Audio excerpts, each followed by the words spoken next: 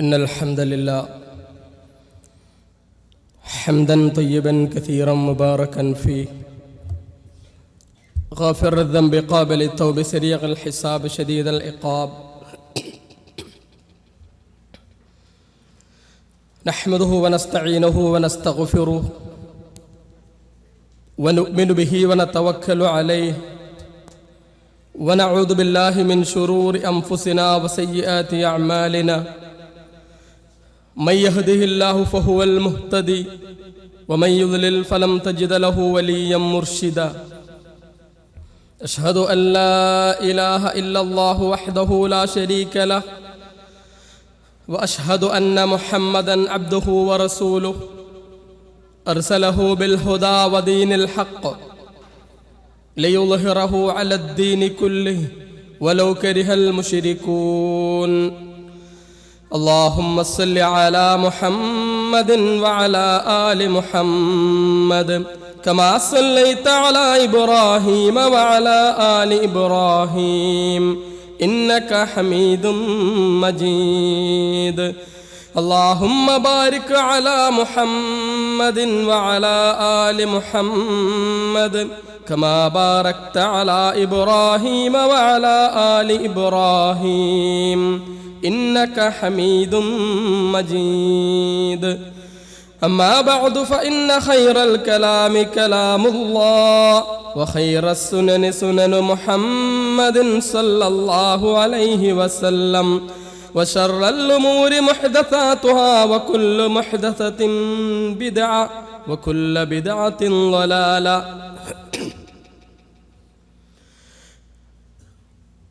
أعوذ بالله من الشيطان الرجيم يا أيها الذين آمنوا اتقوا الله حق تقاته فلا تموتن إلا وأنتم مسلمون بسم الله الرحمن الرحيم وأقم وجهك للدين حنيفا فطرة الله الذي فطر الناس عليها സ്നേഹമുള്ള സഹോദരന്മാരെ സഹോദരികളെ, പരമകാരുണ്യകന്റെ ആജ്ഞാനിർദ്ദേശങ്ങളും വിധിവിലക്കുകളും ജീവിതത്തിൽ യഥാവിധി പകർത്തിക്കൊണ്ട് ഇഹപര ജീവിതങ്ങൾ ധന്യമാക്കി തീർക്കുന്ന യഥാർത്ഥ വിശ്വാസികളിൽ ഉൾപ്പെടുവാൻ പരമാവധി പ്രയത്നിക്കണേ എന്ന് എന്നോടെന്ന പോലെ ഓർമ്മപ്പെടുത്തുകയാണ്. അല്ലാഹു അവൻ്റെ യഥാർത്ഥ മുത്തഖികളും മുവഹിദുകളുമായി ജീവിച്ച് മരിക്കുവാൻ നമുക്കേവർക്കും തൗഫീക്ക് നൽകുമാറാകട്ടെ.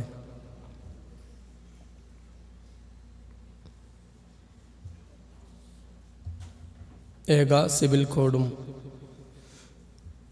മുസ്ലിം വ്യക്തി നിയമവും എന്ന വിഷയം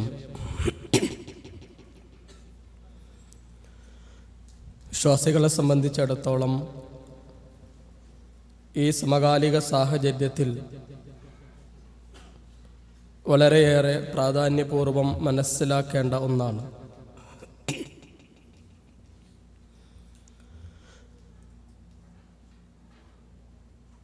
ഇന്ത്യ മഹാരാജ്യം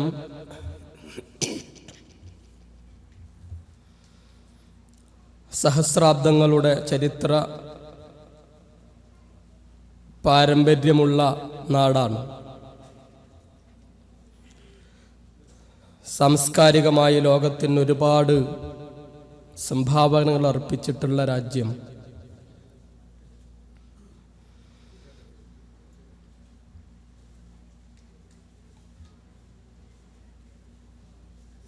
കാലങ്ങളായി രാജ്യത്ത് ജനിച്ച് വളർന്ന് ജീവിച്ചു വരുന്നവരും നാട്ടിലേക്ക്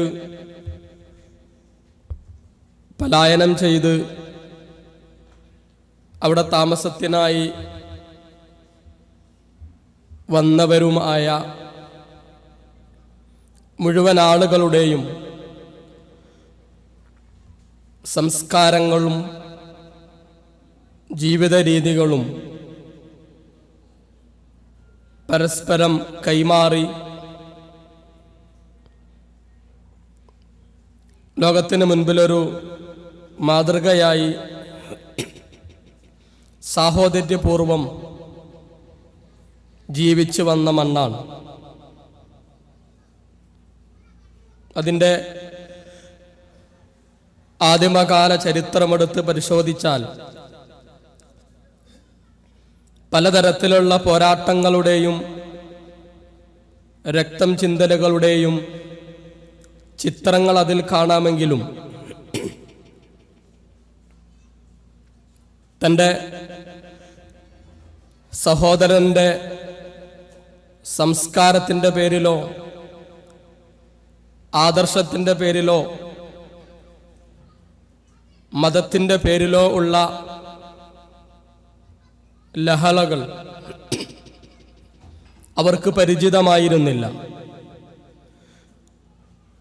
ഓരോ മതവിഭാഗങ്ങളും ഒരുപക്ഷെ ലോകത്ത് തന്നെ ഏറ്റവും അധികം വ്യത്യസ്തങ്ങളായ മതങ്ങളും ആശയങ്ങളും ആദർശങ്ങളും മുറുകെ പിടിച്ചുകൊണ്ട് ജീവിക്കുന്ന ഒരു ദേശീയത ലോകത്തുണ്ട് എങ്കിൽ അത് നമ്മുടെ ഇന്ത്യ മഹാരാജ്യമാണ് എന്ന് കാണാൻ സാധിക്കും. മറ്റ് പലയിടത്തുമില്ലാത്ത ഒരുപാട് മതങ്ങളും ആദർശങ്ങളും മുറുകെ പിടിച്ച് ജീവിക്കുന്ന ആളുകൾ നമ്മുടെ ഇന്ത്യയിലുണ്ട്. തങ്ങളുടേതായ ആദർശങ്ങൾ അനുസരിച്ച് ജീവിക്കുവാൻ അവർക്കൊരിക്കലും മറ്റു ആദർശത്തിൻ്റെ വക്താക്കൾ തടസ്സമായിരുന്നിട്ടില്ല. അതല്ലെങ്കിൽ ആ രീതിയിലുള്ള ഇടപെടലുകൾ ആദർശ വിഷയങ്ങളിൽ ഉണ്ടായിട്ടില്ലായിരുന്നു. ലോകത്തിന് പുതിയ ആശയങ്ങളും ധർമ്മചിന്തകളും സംഭാവന ചെയ്തതായ ഒരുപാട് പുതിയ ആദർശങ്ങളുടെ ജന്മഗേഹവും നമ്മുടെ നാടായിരുന്നു എന്നതാണ് ചരിത്രം നമുക്ക് പഠിപ്പിച്ചു തരുന്നത്. ബൗദ്ധ ദർശനങ്ങളായിരുന്നാലും ജൈന ദർശനങ്ങളായിരുന്നാലും നമ്മളൊക്കെ കേട്ടുമാത്രം പരിചരിച്ചിട്ടുള്ള ചില ആദർശങ്ങൾ ആശയങ്ങളായിരുന്നാലും കൺഫ്യൂഷനിസം പോലെയൊക്കെയുള്ള ആശയങ്ങളുമൊക്കെ ജീവിതത്തിൻ്റെ ഭാഗമായി കൊണ്ട് ജീവിക്കുന്ന ആളുകൾ നിറഞ്ഞു നിൽക്കുന്ന മണ്ണായതുകൊണ്ട് തന്നെ അതിൻ്റെ പേരിൽ അവിടെ ഭരണം നടത്തിയ ഒരു ഭരണാധികാരിയും കർക്കശ നിലപാടുകൾ സ്വീകരിക്കുകയോ ഭരണം നടത്തുന്ന ഭരണാധികാരിയുടെ വിശ്വാസാദർശ അടിസ്ഥാനത്തിൽ പ്രജകൾക്ക് ഏതെങ്കിലും തരത്തിലുള്ളതായ നിയമങ്ങൾ നിർമ്മിച്ചു നൽകുകയോ ചെയ്തതായി നമ്മുടെ ഭാരത ചരിത്രത്തിലില്ല. അങ്ങനെയായിരുന്നെങ്കിൽ ഒരു സഹസ്രാബ്ദത്തോളം അഥവാ 800 വർഷത്തോളം ഇന്ത്യ ഭരിച്ചതായ മുസ്ലിം രാജാക്കന്മാർ അവരുടെ നിയമങ്ങൾ ഇവിടെ നടപ്പിലാക്കിയിരുന്നുവെങ്കിൽ, നിർബന്ധിതമായി അത് നടപ്പിലാക്കിയിരുന്നുവെങ്കിൽ ഇന്ത്യ ഒരുപക്ഷെ ശരിയാത്ത് നിയമങ്ങൾ മാത്രം അനുശാസിച്ച് ജീവിക്കുന്ന ആളുകളുള്ള ഒരു മണ്ണായി തീരുമായിരുന്നു. അവരാരും ചെയ്തു പോന്നിട്ടില്ലാത്ത ഒന്നായിരുന്നു അപരന്റെ മത ആദർശ കാര്യങ്ങളിൽ ഇടപെടുക എന്നുള്ളത്. എന്നാൽ സമൂഹത്തിന് മൊത്തം ഭാരമായി തീരുന്ന അതല്ലെങ്കിൽ ദ്രോഹമായി തീരുന്ന ചില സാമൂഹിക ഉച്ചനീചത്വങ്ങൾക്കെതിരെ പ്രവർത്തിച്ചവരും ശബ്ദിച്ചവരും അതിനുവേണ്ടി പണിയെടുത്തവരുമായ പരിഷ്കർത്താക്കൾ നമ്മുടെ മണ്ണിൽ യഥേഷ്ടമുണ്ടായിട്ടുണ്ട്. മതത്തിന്റെ അതിർവരമ്പുകൾക്കപ്പുറത്ത് പൗരോഹിത്യവും സവർണ മേധാവിത്വവും ഉണ്ടാക്കി തീർത്തതായ ചില ചങ്ങലക്കെട്ടുകൾ പൊട്ടിച്ചെറിയാനുള്ളതായ ശ്രമങ്ങൾ ആ നവോത്ഥാന നേതാക്കന്മാരിൽ നിന്നും ഉണ്ടായിട്ടുണ്ട്. അത് ഹൈന്ദവ ആദർശങ്ങളിലായിരുന്നാലും ക്രൈസ്തവ വിശ്വാസങ്ങളിലായിരുന്നാലും മുസ്ലിം ആചാരങ്ങളിലായിരുന്നാലുമൊക്കെ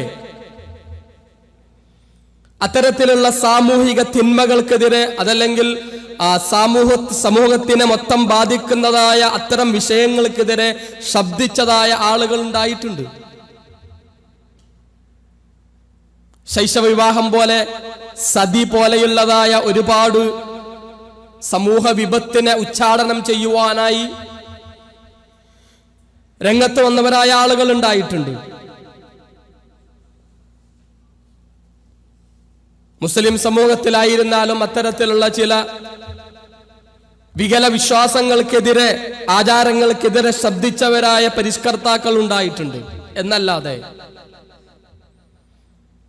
ഒരിക്കലും ഒരു മതത്തിന്റെ ആളുകളും അവരുടേതായ ആശയ രീതികൾ സ്വീകരിക്കുകയല്ല, മറിച്ച് എല്ലാവർക്കും അനുയോജ്യമായ, എല്ലാവരും യോജിക്കുന്നതായ, എല്ലാവർക്കും പ്രാവർത്തികമാക്കാൻ പറ്റുന്നതായ ഒരു പൊതു നിയമ സംഹിതകളിലേക്ക് എല്ലാവരും കടന്നു വരണമെന്ന് വാദിച്ച ഒരാളും ഉണ്ടായിട്ടില്ല. ഇന്ത്യയിൽ 18-ാം നൂറ്റാണ്ട് വരെയുള്ള ഭരണകൂടങ്ങളിലൊന്നും കാര്യങ്ങളിൽ വ്യക്തമായ നിയമങ്ങളോ ഭരണഘടനയോ ഉണ്ടായിരുന്നില്ല. അതാത് സമയം കോടതികൾക്കോ മറ്റോ മുൻപിൽ വരുന്നതായ വിഷയങ്ങളിൽ രാജാവിന്റെ അല്ലെങ്കിൽ ഭരണം നടത്തുന്നതായ ആളുടെയോ അയാൾ തീരുമാനിക്കുന്ന ആളുടെയോ യുക്തിക്കും സാമൂഹികമായ അന്തരീക്ഷത്തിനും അനുഗുണമായിക്കൊണ്ടുള്ള വിധികൾ നൽകുക എന്നതായിരുന്നു നിലവിലുണ്ടായിരുന്നത്. പിന്നീട് രാഷ്ട്രീയമായ ചില നിയമങ്ങൾ ഉണ്ടാക്കുവാനുള്ളതായ ശ്രമങ്ങളും രചനകളും പലരിൽ നിന്നും, രചനകൾ ഉണ്ടാക്കാനുള്ള ശ്രമങ്ങൾ പലരിൽ നിന്നും ഉണ്ടായിട്ടുണ്ടായിരുന്നു. കൗടില്യനെ പോലെയുള്ള ആളുകൾ അതിന്റെ ഭാഗമായിക്കൊണ്ട് രചനകൾ നടത്തിയവരായ ആളുകളാണ്. എന്നാൽ കൊളോണിയസത്തിന്റെ ഭാഗമായിക്കൊണ്ട് ബ്രിട്ടീഷുകാർ ഇന്ത്യ കീഴടക്കുകയും ഭിന്നിച്ചു കിടന്നിരുന്നതായ നാട്ടുരാജ്യങ്ങളെ ഒന്നൊന്നായി കീഴടക്കി കോളനിയുടെ ഭാഗമാക്കി തീർക്കുകയും അങ്ങനെ ഇന്ത്യയിൽ ആ തരത്തിലുള്ള ഒരു ഭരണം അവർ നിർവഹിക്കാൻ തുടങ്ങുകയും ചെയ്ത സന്ദർഭത്തിലാണ് ഒരു നിയമനിർമ്മാണത്തെക്കുറിച്ചുള്ളതായ ചർച്ചകൾ കടന്നു വരുന്നത്. വ്യത്യസ്തങ്ങളായ ആദർശങ്ങളും ആചാരങ്ങളും മത നിയമങ്ങളും വെച്ചു പുലർത്തുന്നതായ ഇന്ത്യ എന്ന മണ്ണിൽ ജീവിക്കുന്ന ആളുകൾക്ക് അവരുടെ പ്രശ്നങ്ങളിൽ തീർപ്പ് കൽപ്പിക്കുവാൻ, നിയമനിർമ്മാണം നടത്തുവാനുള്ള ശ്രമം അവർ നടത്തിയെങ്കിലും ഈ ആളുകളിലുള്ളതായ വൈവിധ്യം കാരണം അവരാ ശ്രമം ഉപേക്ഷിക്കുകയാണ് ഉണ്ടായത്. ക്രിമിനൽ നിയമങ്ങൾ ഉണ്ടാക്കി എന്നല്ലാതെ സിവിൽ നിയമങ്ങൾ ഉണ്ടാക്കുന്നതിലേക്ക് അവർ കടക്കാതിരിക്കുകയായിരുന്നു. എന്നാൽ അതൊരു പ്രശ്നമായി കോടതിക്ക് മുമ്പിൽ പലപ്പോഴും ഉയർന്നു വന്ന ഒരു സാഹചര്യം ഉണ്ടായപ്പോഴാണ് അതിൻ്റെ ഉള്ളതായ ചില നിയമങ്ങൾ നടത്തണം എന്നുള്ളതായ ചിന്തകൾ കടന്നു വരുന്നത്. സ്വാഭാവികമായും എന്തിനെ അടിസ്ഥാനമാക്കിക്കൊണ്ടുള്ള നിയമങ്ങൾ ഉണ്ടാക്കുമെന്നുള്ള പ്രശ്നങ്ങൾ ഉണ്ടായിരുന്നു. മുസ്ലിമീങ്ങളെ സംബന്ധിച്ചിടത്തോളം അതുവരെ ബ്രിട്ടീഷുകാർ ചെയ്തു പോന്നിരുന്നത് അതാത് നാട്ടിൽ താമസിക്കുന്നവരായ ആളുകളുടെ നാട്ടിലുള്ളതായ ആ സമ്പ്രദായം എന്താണോ, നാട്ടു നടപ്പ് എന്ന് നമ്മൾ പറയലോ, ആ നാട്ടു നടപ്പ് എന്താണോ അത് അതേപോലെ തന്നെ വിധിക്കുക എന്നതായിരുന്നു അവർ സ്വീകരിച്ചിരുന്ന നിലപാട്. ഈ നാട്ടു നടപ്പുകൾ പലപ്പോഴും ആ നാട്ടിലെ മുഖ്യന്റെയോ അതല്ലെങ്കിൽ ആ നാട്ടിലെ പൗരോഹിത്യത്തിന്റെയോ വാക്കുകളായി മാറുന്ന ഒരവസ്ഥയും പലപ്പോഴും ഉണ്ടാവും. അപ്പൊ കാലങ്ങളായിട്ട് ആ ഒരു സമൂഹം ശീലിച്ചു പോരുന്നതായ, ആചരിച്ചു പോരുന്നതായ കാര്യങ്ങളെ നിയമമാക്കി തീർത്ത് അതിൻ്റെ അടിസ്ഥാനത്തിൽ വിധി പറയുന്ന ഒരു സമ്പ്രദായമാണ് അവർ സ്വീകരിച്ചു പോന്നത്. എന്നാൽ സ്വാഭാവികമായും അതിന് അപവാദമായി കൊണ്ടുണ്ടായ ഒരു സംഭവം നമ്മളൊക്കെ ഈ ചർച്ചകൾ നടക്കുമ്പോൾ അത് കേട്ടിട്ടുണ്ടാവും. പഞ്ചാബിൽ നിന്നുള്ള ഒരു കുടുംബം നമ്മുടെ ഇന്ത്യൻ സാഹചര്യം അനുസരിച്ചുകൊണ്ട് അനന്തരാവകാശ നിയമം എന്നുള്ളതിൽ പെണ്ണുങ്ങൾക്ക്, സ്ത്രീകൾക്ക് ഓഹരിയില്ല. സ്ത്രീകൾക്ക് സ്വത്തിൽ ഓഹരിയുണ്ട് എന്ന് ലോകത്തോട് ആദ്യമായി കൊണ്ട് വിളിച്ചു പറഞ്ഞ മതം, ആദർശം അത് ഇസ്ലാമാണ്.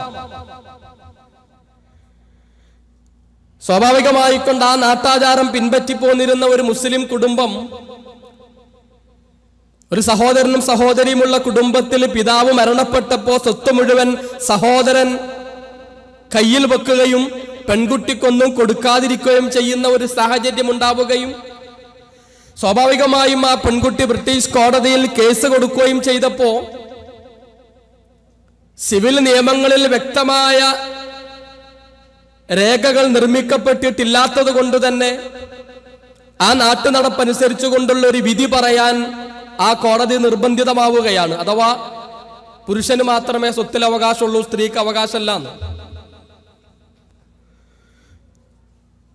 അവിടെ ആ സ്ത്രീ സമൂഹത്തിന് മുൻപിൽ വാദിച്ചത്, കോടതിക്ക് മുൻപിലും വാദിച്ചത്, ഒരു മുസ്ലിം സമൂഹത്തിലെ അംഗമായിട്ടുള്ള ഞാൻ ഇസ്ലാം അനുശാസിക്കുന്ന രീതിയിലുള്ളതായ അനന്തരാവകാശം എനിക്ക് ലഭിക്കേണ്ടതുണ്ട്. അതൊരു വലിയ പ്രശ്നമായപ്പോ ഇന്ത്യയിലുണ്ടായിരുന്ന മുസ്ലിം വിഭാഗം അത് ഏറ്റുപിടിക്കുകയും ബ്രിട്ടീഷുകാരുടെ സാമ്രാജ്യത്വ ചിന്തകൾക്കെതിരെ ശബ്ദിക്കുവാനുള്ള ഒരായുധമാക്കിക്കൊണ്ടവരതിനെ മാറ്റിയെടുക്കുകയും ബ്രിട്ടീഷുകാർ ഇവിടെ ഭരണം നടത്തിയാൽ മുസ്ലിമീങ്ങൾക്ക് അവരുടെ മതത്തിലെ നിയമങ്ങൾ അനുസരിച്ചുകൊണ്ട് ജീവിക്കാനുള്ളതായ സാഹചര്യങ്ങൾ നഷ്ടപ്പെടുമെന്ന് മുസ്ലിമീങ്ങളോട് അവർ വിളിച്ചു പറയുകയും ഈ രീതിയിൽ നിയമം നടപ്പിലാക്കിക്കൊണ്ടിരിക്കുന്ന ബ്രിട്ടീഷുകാർക്കെതിരെ ശബ്ദിക്കൽ നമ്മുടെ മതപരമായ ബാധ്യതയാണ് എന്ന് ഓർമ്മപ്പെടുത്തുകയും ചെയ്തതിന്റെ അടിസ്ഥാനത്തിൽ മുസ്ലിമീങ്ങൾ ശക്തമായ സമരരംഗത്തേക്ക് ഇറങ്ങിത്തിരിക്കുന്ന കാഴ്ചയാണ് പിന്നീട് നാം കാണുന്നത്. ഞങ്ങൾ ജീവിക്കുന്നതായ മണ്ണിൽ ഞങ്ങൾ ആശ്രയിക്കുന്നതായ അതല്ലെങ്കിൽ ഞങ്ങൾ വിശ്വസിക്കുന്നതായ ആദർശമനുസരിച്ചുകൊണ്ട് കാര്യങ്ങളിൽ തീരുമാനമെടുക്കാനുള്ളതായ അവകാശം ഞങ്ങൾക്ക് വേണമെന്ന് വാദിച്ചുകൊണ്ട് മുസ്ലിം സമൂഹം ഈ ബ്രിട്ടീഷ് ഗവൺമെന്റിനെതിരെ ശബ്ദിക്കാൻ തുടങ്ങുകയാണ്. അവിടെ സ്വാഭാവികമായും അന്ന് ഇന്ത്യയിലുണ്ടായിരുന്ന ഒരു വലിയ ജനവിഭാഗമായ മുസ്ലിമീങ്ങളുടെ മതപരമായ രീതിയിലുള്ള ഇത്തരം കാര്യങ്ങൾക്ക് വ്രണമേൽപ്പിച്ചു കഴിഞ്ഞാൽ അത് തങ്ങളുടെ ഭരണത്തിന്റെ മുന്നോട്ടുള്ള നടത്തിപ്പിന് പ്രയാസം നേരിടുമെന്ന് വ്യക്തമായിക്കൊണ്ട് മനസ്സിലാക്കിയതായ ബ്രിട്ടീഷുകാർ ആ വിഷയത്തിൽ പഠനം നടത്താൻ നിർബന്ധിതരാവുകയും അങ്ങനെ മുസ്ലിമീങ്ങൾക്ക് അവരുടെ മതപ്രകാരമുള്ളതായ കാര്യങ്ങൾ വിധിക്കാൻ പറ്റുന്ന രീതിയിലുള്ള ഒരു സംവിധാനത്തെക്കുറിച്ച് അവരാലോചിക്കുകയും അതിനുവേണ്ടി പ്രത്യേകം ആളുകളെ നിർദ്ദേശിക്കുകയൊക്കെ ചെയ്തതിന്റെ അടിസ്ഥാനത്തിൽ അവര് രൂപം കൊടുത്തതാണ് യഥാർത്ഥത്തിൽ ഇന്ത്യയിലുള്ള മുസൽമാന്മാർക്ക് ബാധകമാകുന്ന നിയമം എന്ന രീതിയിൽ ഇന്നും നമ്മുടെ കോടതികൾ റെഫർ ചെയ്തുകൊണ്ടിരിക്കുന്നതായ ശരീഅത്ത് അപ്ലിക്കേഷൻ ആക്ട് എന്നുള്ളത്.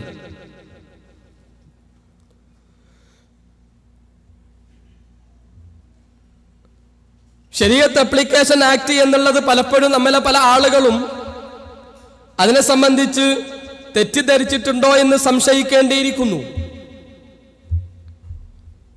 കാരണം ശരീഅത്ത് അപ്ലിക്കേഷൻ ആക്ടിനെ കുറിച്ച് പറയുമ്പോൾ പലപ്പോഴും നമ്മൾ മുഹമ്മദൻ ലോ അതല്ലെങ്കിൽ വേറെ ഏതെങ്കിലും ചില ആളുകളുടെ രചനകളായിക്കൊണ്ട് വേറെ ഏതെങ്കിലും രീതികളുടെ ഇപ്പോ ഫതാവ ആലംഗീരി പോലെയുള്ള ചില ഗ്രന്ഥങ്ങളാണ് കോടതി അതിന് അവലംബമാക്കിക്കൊണ്ടിരിക്കുന്നത് എന്നൊക്കെ പറഞ്ഞ് അതിനെ പലപ്പോഴും നമ്മൾ താഴ്ത്തിക്കെട്ടാനുള്ളതായ ശ്രമങ്ങൾ ഉണ്ടാവാറുണ്ട്. പക്ഷെ നമ്മൾ ശരിക്കറിയണം, യഥാർത്ഥത്തിൽ ഇന്ത്യയിലെ മുസ്ലിമീങ്ങൾക്ക് അവരുടെ സിവിൽ നിയമങ്ങൾ ബാധകമാക്കുന്ന രീതിയിൽ അന്ന് അഥവാ ഇന്ത്യക്ക് സ്വാതന്ത്ര്യം ലഭിക്കുന്നതിന് മുൻപ് 1937 ഇതുപോലുള്ള ഒരു ഒക്ടോബർ മാസം 7-ാം തീയതി ബ്രിട്ടീഷ് ഗവൺമെന്റ് പാസാക്കിയതാണ് the Muslim personal law Shariat application act 1937 എന്നുള്ളത്. ആണ് പലപ്പോഴും നമ്മൾ അറിയേണ്ടത്, ശരീഅത്താണ് ഇന്ത്യൻ മുസ്ലിമീങ്ങളുടെ സിവിൽ നിയമം. ആ ശരീഅത്ത് എന്നുള്ള വാക്ക് ആളുകൾക്ക് പരിചിതമല്ലാത്തത് കൊണ്ട് തന്നെ, അതൊരു അറബി പദമായത് കൊണ്ട് തന്നെ അവിടുത്തെ മുസ്ലിം പേഴ്സണൽ ലോ എന്ന് അതിന്റെ കൂടെ ചേർക്കുകയാണ്. ശരിക്കും ശരീഅത്ത് അപ്ലിക്കേഷൻ ആക്ട് എന്നാണ്, അഥവാ ശരീഅത്ത് നടപ്പിലാക്കുന്നതിനുള്ളതായ ആക്ട് എന്നാണ് അതിന് പേര്. നമ്മളിപ്പോ പലപ്പോഴും പറയാറുണ്ട് ശരീഅത്ത്, ചില രാജ്യങ്ങളിൽ ഇപ്പൊ സൗദിനെ പറ്റി പറയുമ്പോഴൊക്കെ നമ്മൾ പറയും ശരീഅത്താണ് നിയമം അല്ലെ എന്ന് പറയലുണ്ട്. യഥാർത്ഥത്തിൽ നമ്മൾ ജീവിക്കുന്ന നമ്മുടെ രാജ്യത്ത് നമുക്ക് ബാധകമായിട്ടുള്ള സിവിൽ നിയമങ്ങള് ശരീഅത്താണ്. ആ ശരീഅത്ത് അപ്ലിക്കേഷൻ ആക്ട് മുസ്ലിമീങ്ങൾക്ക് യോജിച്ചതല്ല എന്ന് വരുത്തി തീർക്കാനുള്ള ചില ആളുകളുടെ ശ്രമങ്ങളാണ് യഥാർത്ഥത്തിൽ ഈ അപ്ലിക്കേഷൻ ആക്ടിനെ കുറിച്ച്, അത് ആരൊക്കെ എഴുതിയുണ്ടാക്കിയതായ രചനകളാണ്, ഇസ്ലാമിനെ കുറിച്ച് ആരൊക്കെ എഴുതിയതായ പുസ്തകങ്ങളാണ് എന്നൊക്കെയുള്ള പ്രചാരണം. ഒരിക്കലും അങ്ങനെ ഒന്നില്ല. മറിച്ച് ഇന്ത്യൻ ഭരണഘടന മുസ്ലിമീങ്ങളുടെ പേഴ്സണൽ ആയിട്ടുള്ള സിവിൽ കാര്യങ്ങളെ കുറിച്ച് തീരുമാനിക്കുവാൻ അംഗീകാരം നൽകിയിട്ടുള്ളതായ ശരീഅത്ത് അപ്ലിക്കേഷൻ ആക്ട് എന്നുള്ളത് ഇസ്ലാമിലെ നിയമങ്ങൾ ശരീഅത്തിന്റെ അടിസ്ഥാനത്തിൽ കൃത്യമായി കൊണ്ട് തീരുമാനിക്കുക എന്നുള്ളത് തന്നെയാണ്. അവിടെ ഒരിക്കലും ഏതെങ്കിലും ആളുകളുടെ രചനകളോ പുസ്തകങ്ങളോ ഗ്രന്ഥങ്ങളോ അതിനുള്ള ഉപാധികളാക്കണം എന്നുള്ളത് എവിടെയും പറയുന്നില്ല. മറിച്ച് മുസ്ലിമീങ്ങളുടെ ഒരു പ്രശ്നം വന്നാൽ ശരീഅത്ത് പ്രകാരം വിധിക്കണം. എത്ര മനോഹരമായ നിയമം എന്ന് ആലോചിച്ചു നോക്ക്. 85% മഹാഭൂരിപക്ഷം ഹിന്ദുക്കൾ താമസിക്കുന്നത് അല്ലെങ്കിൽ അമുസ്ലിമീങ്ങൾ താമസിക്കുന്നതായ ഒരു നാട്ടിലാണ് ന്യൂനപക്ഷമായ വെറും 15% മാത്രം വരുന്ന മുസ്ലിമീങ്ങൾക്ക് അവരുടെ ശരീഅത്ത് അനുസരിച്ചുകൊണ്ട് ഇസ്ലാമികമായ ജീവിതം നയിക്കാനുള്ള ഒരു അന്തരീക്ഷം നമ്മുടെ മണ്ണിലുള്ളത്. നമ്മളൊരിക്കലും അതിനെ നിസ്സാരമായി കൊണ്ട് കാണരുത്. ശരീഅത്ത് നിയമമായി കൊണ്ട് അംഗീകരിച്ചുകൊണ്ട് ജീവിക്കുവാൻ നമുക്ക് അനുവാദം നൽകുകയാണ്. ആ ശരീഅത്ത് അപ്ലിക്കേഷൻ ആക്ടിന് 5 വകുപ്പുകളാണ് അവർ ഉൾക്കൊള്ളിച്ചിട്ടുണ്ടായിരുന്നത്. അതിലെ 2ാമത്തെ application of personal law to Muslims എന്ന് പറയുന്നതിലാണ് വളരെ കൃത്യമായി കൊണ്ട് ഈ കാര്യം പരിചയപ്പെടുത്തുന്നത്.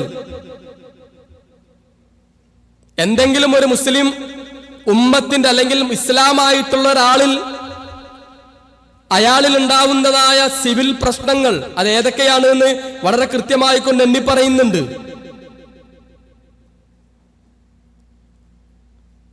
Notwithstanding any custom or usage to the contrary in all questions regarding intestate succession, special property of females, including personal property inherited or obtained under contract or gift or any other provisions of personal law, marriage, dissolution of marriage, including talaq, lihar, li'an, khul' and mubarat, maintenance, dower guardianship, gift, trust. മുസ്ലിമീങ്ങളുടെ വിവാഹമോചനം, വിവാഹമോചനത്തിന്റെ വ്യത്യസ്തങ്ങളായ ഭാഗങ്ങൾ, തലാഖ്, ഖുൽഉ, ലിഹാറ് തുടങ്ങിയതായ ആ തലാഖ് വിവാഹമോചനത്തിന്റെ വ്യത്യസ്തങ്ങളായ ഭാഗങ്ങൾ, അനന്തരാവകാശം, അതേപോലെ തന്നെ ഇഷ്ടദാനം, അതേപോലെ തന്നെ ഗാർഡിയൻഷിപ്പ്, പിതൃത്വം അഥവാ സംരക്ഷണാവകാശം, ഈ രീതിയിലുള്ളതായ കാര്യങ്ങളിലൊക്കെ തന്നെ in rule of decision in cases where the parties are Muslims, ഇത്തരം കാര്യങ്ങളിൽ പങ്കുചേർന്നിട്ടുള്ളതായ ആളുകൾ മുസ്ലിമീങ്ങളാണ് എങ്കിൽ shall be the Muslim personal law ശരീഅത്തായിരിക്കും അവർക്ക് നിയമമായി കൊണ്ട് ബാധകമാക്കുക എന്നതാണ്. ക്രിമിനൽ നിയമങ്ങളിലല്ല. അതിന് ഇന്ത്യൻ പീനൽ കോഡ് എല്ലാവർക്കും ബാധകമാണ്, IPC എല്ലാവർക്കും ബാധകമാണ്. അതിലാർക്കും ചർച്ചയില്ല, സംശയമല്ല. കാരണം നമ്മൾ ചോദിക്കും, എന്താപ്പോ ക്രിമിനലൊന്നും ഇല്ലാത്ത ഒരു വിഷയത്തിൽ ഇല്ലാതെ ഒരു സിവിലില് മാത്രം നമ്മൾ എന്തിനാ അങ്ങനെ മസിൽ പിടിക്കണെന്ന് അല്ലേ? അത് വ്യത്യാസമുണ്ട്. കാരണം എന്താ വെച്ചാൽ ക്രിമിനൽ നിയമങ്ങളിലുള്ളതായ ശിക്ഷാ നടപടികളും രീതികളും കാര്യങ്ങളും ഒക്കെ നടപ്പിലാക്കേണ്ടത് ഒരു ഇസ്ലാമിക ഭരണകൂടമാണ്. വ്യക്തികൾക്ക് അതിൽ യാതൊരു സ്വാധീനവുമില്ല. ഒരു നാട്ടിലൊരു ക്രിമിനൽ കുറ്റമുണ്ടായാൽ ആ ക്രിമിനലിനെതിരെ നടപടിയെടുക്കേണ്ടതും ശിക്ഷ വിധിക്കേണ്ടതും ശിക്ഷ നടപ്പിലാക്കേണ്ടതും എല്ലാം ഇസ്ലാം നിഷ്കർഷിച്ചിട്ടുള്ളത് ഭരണകൂടത്തിന്റെ ഉത്തരവാദിത്തമായിട്ടാണ്. ഒരു ഇസ്ലാമിക ഭരണകൂടം അവിടെ ഉണ്ടെങ്കിൽ ഇത്തരത്തിലുള്ളതായ ക്രിമിനൽ നിയമങ്ങൾ ഇസ്ലാമിക ശരീഅത്ത് പ്രകാരമായിരിക്കും. സൗദി അറേബ്യ പോലെയുള്ള രാജ്യങ്ങൾ നടപ്പിലാക്കുന്നുണ്ട്. ആ വിഷയത്തിലേക്ക് ഞാൻ കടക്കുന്നില്ല. ലോകത്ത് അതുകൊണ്ട് തന്നെ കുറ്റകൃത്യങ്ങളുടെ കാര്യങ്ങൾ എടുത്താലും ആത്മഹത്യയുടെ കാര്യങ്ങൾ എടുത്താലും ഒക്കെ ലോകത്തെ ഏറ്റവും അധികം അത് കുറവുള്ളതായ രാജ്യം ശരീഅത്ത് പോലെയുള്ള നിയമങ്ങൾ നടപ്പിലാക്കിയതായ രാജ്യങ്ങളാ. ഞാൻ അതിലേക്ക് പോണില്ല. അപ്പൊ ക്രിമിനൽ എന്നുള്ളത്, ക്രിമിനൽ ഭാഗം എന്നുള്ളത് അത് ഗവൺമെന്റ് ചെയ്യേണ്ടതായ കാര്യങ്ങളാണ്. പൗരൻ അതിൽ പ്രശ്നമല്ല. എന്നാൽ കല്യാണം കഴിക്കുക എന്നുള്ളത്, കുടുംബമായിക്കൊണ്ടുള്ള ജീവിതം, ആ വിവാഹത്തിന്റെ ഭാഗമായിക്കൊണ്ടുണ്ടാവുന്ന മറ്റു കാര്യങ്ങള്, അനന്തരാവകാശം അല്ലെ, അത് ഇഷ്ടദാനമായിരുന്നാലും ഇത്തരത്തിലുള്ള കാര്യങ്ങളൊക്കെ ഓരോ വ്യക്തിയെയും ബാധിക്കുന്ന കാര്യമാണ്. അത് ഗവൺമെന്റ് പറഞ്ഞതുപോലെ എനിക്ക് ചെയ്യാൻ പറ്റൂല. അത് ഇസ്ലാം ഓരോ വ്യക്തിയും അതേ രീതിയിൽ തന്നെ അവന് ഇസ്ലാം നിഷ്കർഷിക്കുന്ന രീതിയിൽ ചെയ്യേണ്ടത് വ്യക്തികളുടെ ബാധ്യതയായിക്കൊണ്ട് വെച്ച് തന്നിട്ടുള്ളതാണ്. അതാണ് സിവിൽ നിയമങ്ങൾ. ക്രിമിനൽ നിയമം അത് ഭരണകൂടം ചെയ്തോളും, നമുക്ക് ബാധകമാവൂല. ഇസ്ലാമിക ഭരണം വന്നാൽ അപ്പോൾ അത് ഇസ്ലാമിക രീതി നടപ്പിലാക്കിക്കോളും. അപ്പൊ അതുകൊണ്ടാണ് നമ്മൾ ഈ സിവിൽ നിയമങ്ങളുടെ കാര്യത്തിൽ ഈ രീതിയിൽ പറയുന്നതും. ഇന്ത്യയിൽ IPC അംഗീകരിക്കാത്ത ആൾക്കാർക്ക് ഇപ്പൊ എന്താ സിവിൽ നിയമത്തിന് ഒരു പ്രശ്നം എന്ന് ചോദിക്കുന്ന ചോദ്യത്തിന്റെ അർത്ഥശൂന്യത നമ്മൾ മനസ്സിലാക്കും വേണം അല്ലെ? അപ്പൊ ഇത് വ്യക്തിപരമായ കാര്യങ്ങളായതുകൊണ്ട് തന്നെ സിവിൽ നിയമങ്ങളിൽ ഈ ഇസ്ലാം നമ്മളോട് പറഞ്ഞിട്ടുള്ളതായ രീതിയിൽ നിലനിന്നുകൊണ്ട് പ്രവർത്തിക്കുക എന്നുള്ളത് നമ്മുടെ ബാധ്യതയായിക്കൊണ്ട് വെച്ച് തന്നിരിക്കുകയാണ്. അത് ഇന്ത്യ മഹാരാജ്യത്തിന്റെ ഭരണം ചക്രം തിരിക്കുന്നതിന് വേണ്ടി നിർമ്മിക്കപ്പെട്ടുള്ളതായ ഭരണഘടന, ആ ഭരണഘടന ഉണ്ടാക്കിയപ്പോൾ തന്നെ വളരെ കൃത്യമായിക്കൊണ്ട് വകവെച്ച് തന്നിട്ടുള്ള ഒന്നാണ്. നമ്മൾ പലപ്പോഴും പല വിഷയങ്ങളും പറഞ്ഞപ്പോൾ അത് പറഞ്ഞിട്ടുണ്ട്. ഇന്ത്യയിൽ വളരെ കൃത്യമായി ഓരോ പൗരനും അനുവദിച്ചു തന്നിട്ടുള്ളതായ ഫണ്ടമെന്റൽ റൈറ്റ്സ് ഉണ്ട്. പലപ്പോഴും നമ്മളത് ഇവിടെ ചർച്ച ചെയ്തിട്ടുള്ളതാ.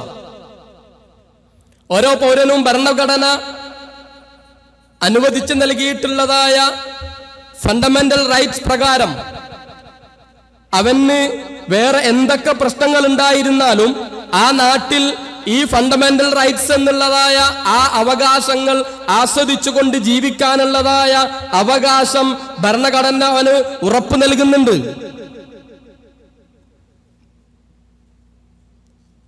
ആ ഭരണഘടനയ്ക്ക് വിധേയമായിക്കൊണ്ട് അവന് ജീവിക്കാനും അതിന് വിഘാതമാവുന്ന എന്തെങ്കിലും സംഭവിച്ചു കഴിഞ്ഞാൽ അതിന് കൃത്യമായ നിയമത്തിന്റെ വശങ്ങൾ തേടാനുമുള്ളതായ അവകാശം അവന് നൽകുന്നുണ്ട്.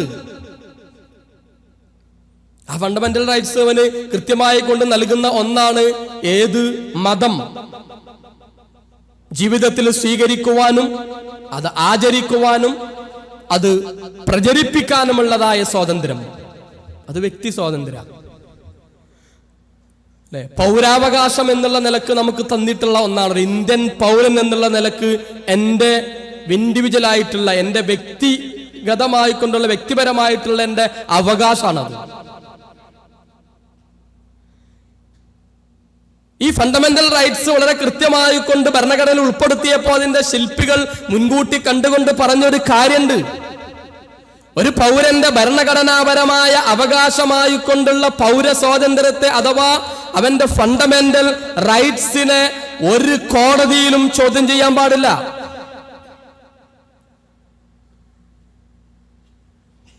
ഒരു നിയമനിർമ്മാണത്തിനും ആ ഫണ്ടമെന്റൽ റൈറ്റ്സിനെ ഇല്ലാതാക്കാൻ കഴിയില്ല.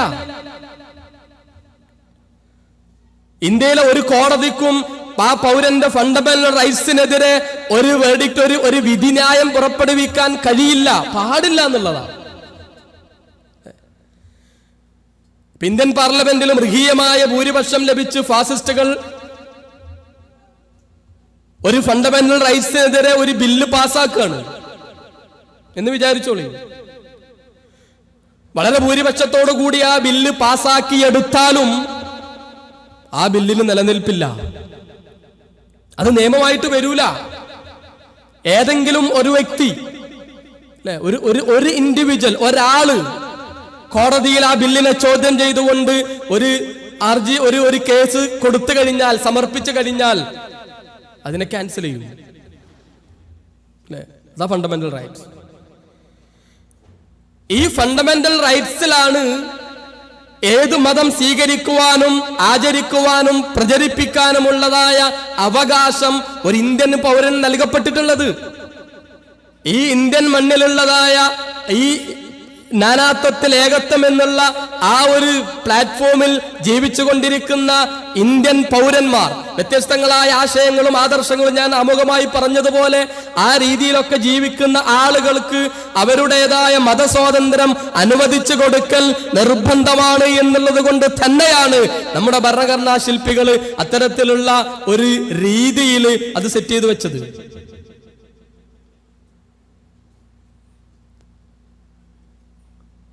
എന്നാൽ ഇന്ന് ഈ രീതിയിൽ ബഹളങ്ങൾ ഉണ്ടാക്കിക്കൊണ്ടിരിക്കുന്നതായ ആളുകൾ ഇടക്കിടക്ക് ഇങ്ങനെ പുറത്തു കൊണ്ടുവരുന്നത് വിഷയമുണ്ടല്ലോ. ഏതാ? നമ്മളിപ്പോ ഈ പറഞ്ഞതായ യൂണിഫോം സിവിൽ കോഡ് എന്നുള്ളത്. ഇതൊരിക്കലും ഇന്ത്യ രാജ്യം അതല്ലെങ്കിൽ സ്റ്റേറ്റ് തന്റെ പൗരന്മാർക്ക് വേണ്ടി നടപ്പിലാക്കണമെന്ന് നിർദ്ദേശിക്കപ്പെട്ടിട്ടുള്ള, നടപ്പിലാക്കാൻ വേണ്ടി നിയമമായിക്കൊണ്ട് എഴുതി വെച്ചിട്ടുള്ളതായ സംഗതികളല്ല. മറിച്ച് രാഷ്ട്രത്തിന്റെ മുന്നോട്ടുള്ള പ്രയാണത്തിനിടക്ക് അതിന് ആവശ്യം വരുന്നതായ, അതിന്റെ പുരോഗതിക്ക് ആവശ്യം വരുന്നതായ ചില കാര്യങ്ങളായി രേഖപ്പെടുത്തപ്പെട്ടതിലുള്ളതാണ്. Directive principles of state policy എന്ന രീതിയിൽ രാജ്യത്തിന്റെ പിന്നീടുള്ള പുരോഗതിക്ക് താങ്ങാവുന്ന ചില കാര്യങ്ങൾ നിർദ്ദേശകങ്ങളായിക്കൊണ്ട് സമർപ്പിക്കപ്പെട്ടതാണ്. രാഷ്ട്രത്തോട് നൽകുന്ന ചില ഇൻസ്ട്രക്ഷൻസ് മാത്രമാണത്. രാഷ്ട്രം സ്വീകരിക്കേണ്ട ചില പോളിസികൾ എന്നുള്ള നിലക്ക് രാഷ്ട്രത്തിന് സ്വീകരിക്കാൻ പറ്റുന്ന ചില കാര്യങ്ങളായിട്ടുള്ള നിർദ്ദേശങ്ങൾ മാത്രമാണ് ഈ ഡയറക്റ്റീവ് പ്രിൻസിപ്പിൾസിലുള്ളത്. ഡയറക്റ്റീവ് പ്രിൻസിപ്പിളിലുള്ള ഒരു കാര്യവും ഒരു ഇന്ത്യൻ പൗരന്റെ മേലിലും ഇമ്പോസ് ചെയ്യാനുള്ള, നിർബന്ധമായി കൊണ്ട് നടപ്പിലാക്കാനുള്ളതായ അവകാശം സ്റ്റേറ്റിനില്ല. അടിസ്ഥാനപരമായിട്ട് നമ്മൾ ആദ്യം മനസ്സിലാക്കുക. ആ ഡയറക്റ്റീവ് പ്രിൻസിപ്പിൾ പറഞ്ഞിട്ടുള്ളതായ കാര്യങ്ങൾ കൃത്യമായി കൊണ്ട് പകർത്തി മുന്നോട്ട് പോകണം എന്ന് ശഠിക്കുന്ന ഒരു മേഖലയുമില്ല. അതോടൊപ്പം ഈ ഡയറക്റ്റീവ് പ്രിൻസിപ്പിൾസ് യഥാർത്ഥത്തിൽ വിരുദ്ധമായി കൊണ്ട് വരുന്നത് ഇന്ത്യയിലെ ഓരോ പൗരനും അനുവദിച്ചു നൽകിയിട്ടുള്ള പൗരസ്വാതന്ത്ര്യത്തിന് എതിരായിരിക്കുമ്പോ സ്വാഭാവികമായിട്ടും അത് വലിച്ചെറിയപ്പെടുന്ന ഒരവസ്ഥ ഉണ്ടാവുക. ഇനി ഈ സംസാരങ്ങളൊക്കെ കേട്ടാൽ തോന്നും ഡയറക്റ്റീവ് പ്രിൻസിപ്പിൾസിൽ ആകെ പറഞ്ഞിട്ടുള്ളത് യൂണിഫോം സിവിൽ കോഡിനെ പറ്റി മാത്രമാണ്. സംസാരങ്ങൾ കേൾക്കുമ്പോൾ പലപ്പോഴും നമ്മൾ അങ്ങനെയാണ് ആലോചിച്ചു പോവുക. ഇതിൽ വേറെ വിഷയങ്ങളൊന്നും പറഞ്ഞിട്ടില്ല, വെറും ഒരു സിവിൽ കോഡിനെ പറ്റി മാത്രമാണ് ഡയറക്റ്റീവ് പ്രിൻസിപ്പിൾ പറഞ്ഞിട്ടുള്ളത്. അത് നടപ്പിലാക്കാനുള്ളതായ കാര്യങ്ങളൊന്നും രാജ്യം ഇത്രയും കാലമായിക്കൊണ്ടും ചെയ്യുന്നില്ല എന്നുള്ള രീതിയിലാണ് പ്രചരണങ്ങൾ നടക്കാറുള്ളത്.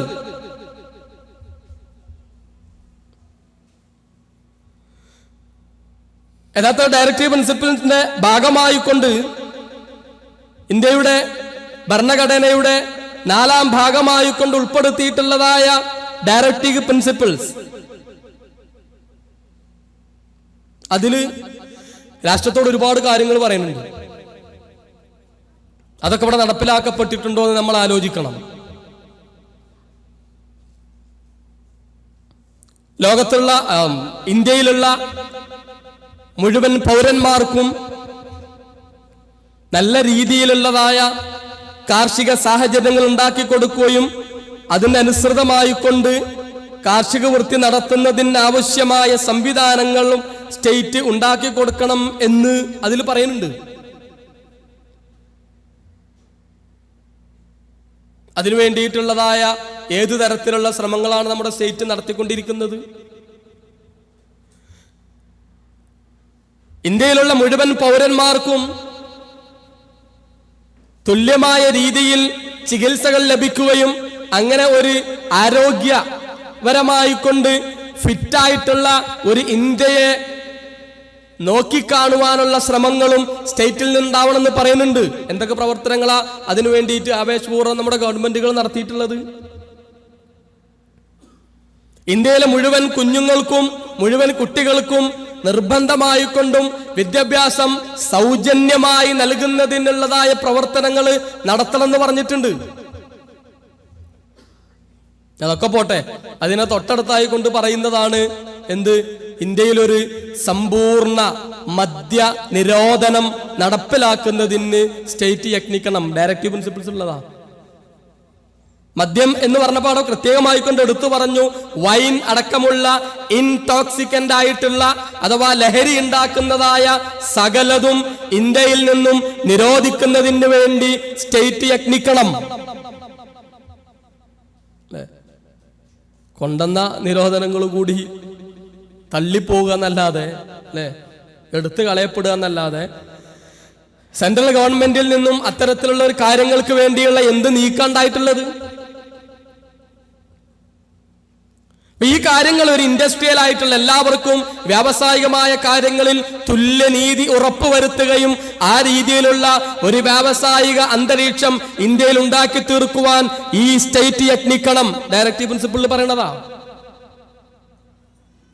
നമ്മൻ എല്ലാവർക്കും കൂടി പറ്റുന്ന ഒരു എന്താ പറയാ യൂണിഫോം ഇൻഡസ്ട്രിയൽ കോഡ് കൊണ്ടുവരട്ടെ.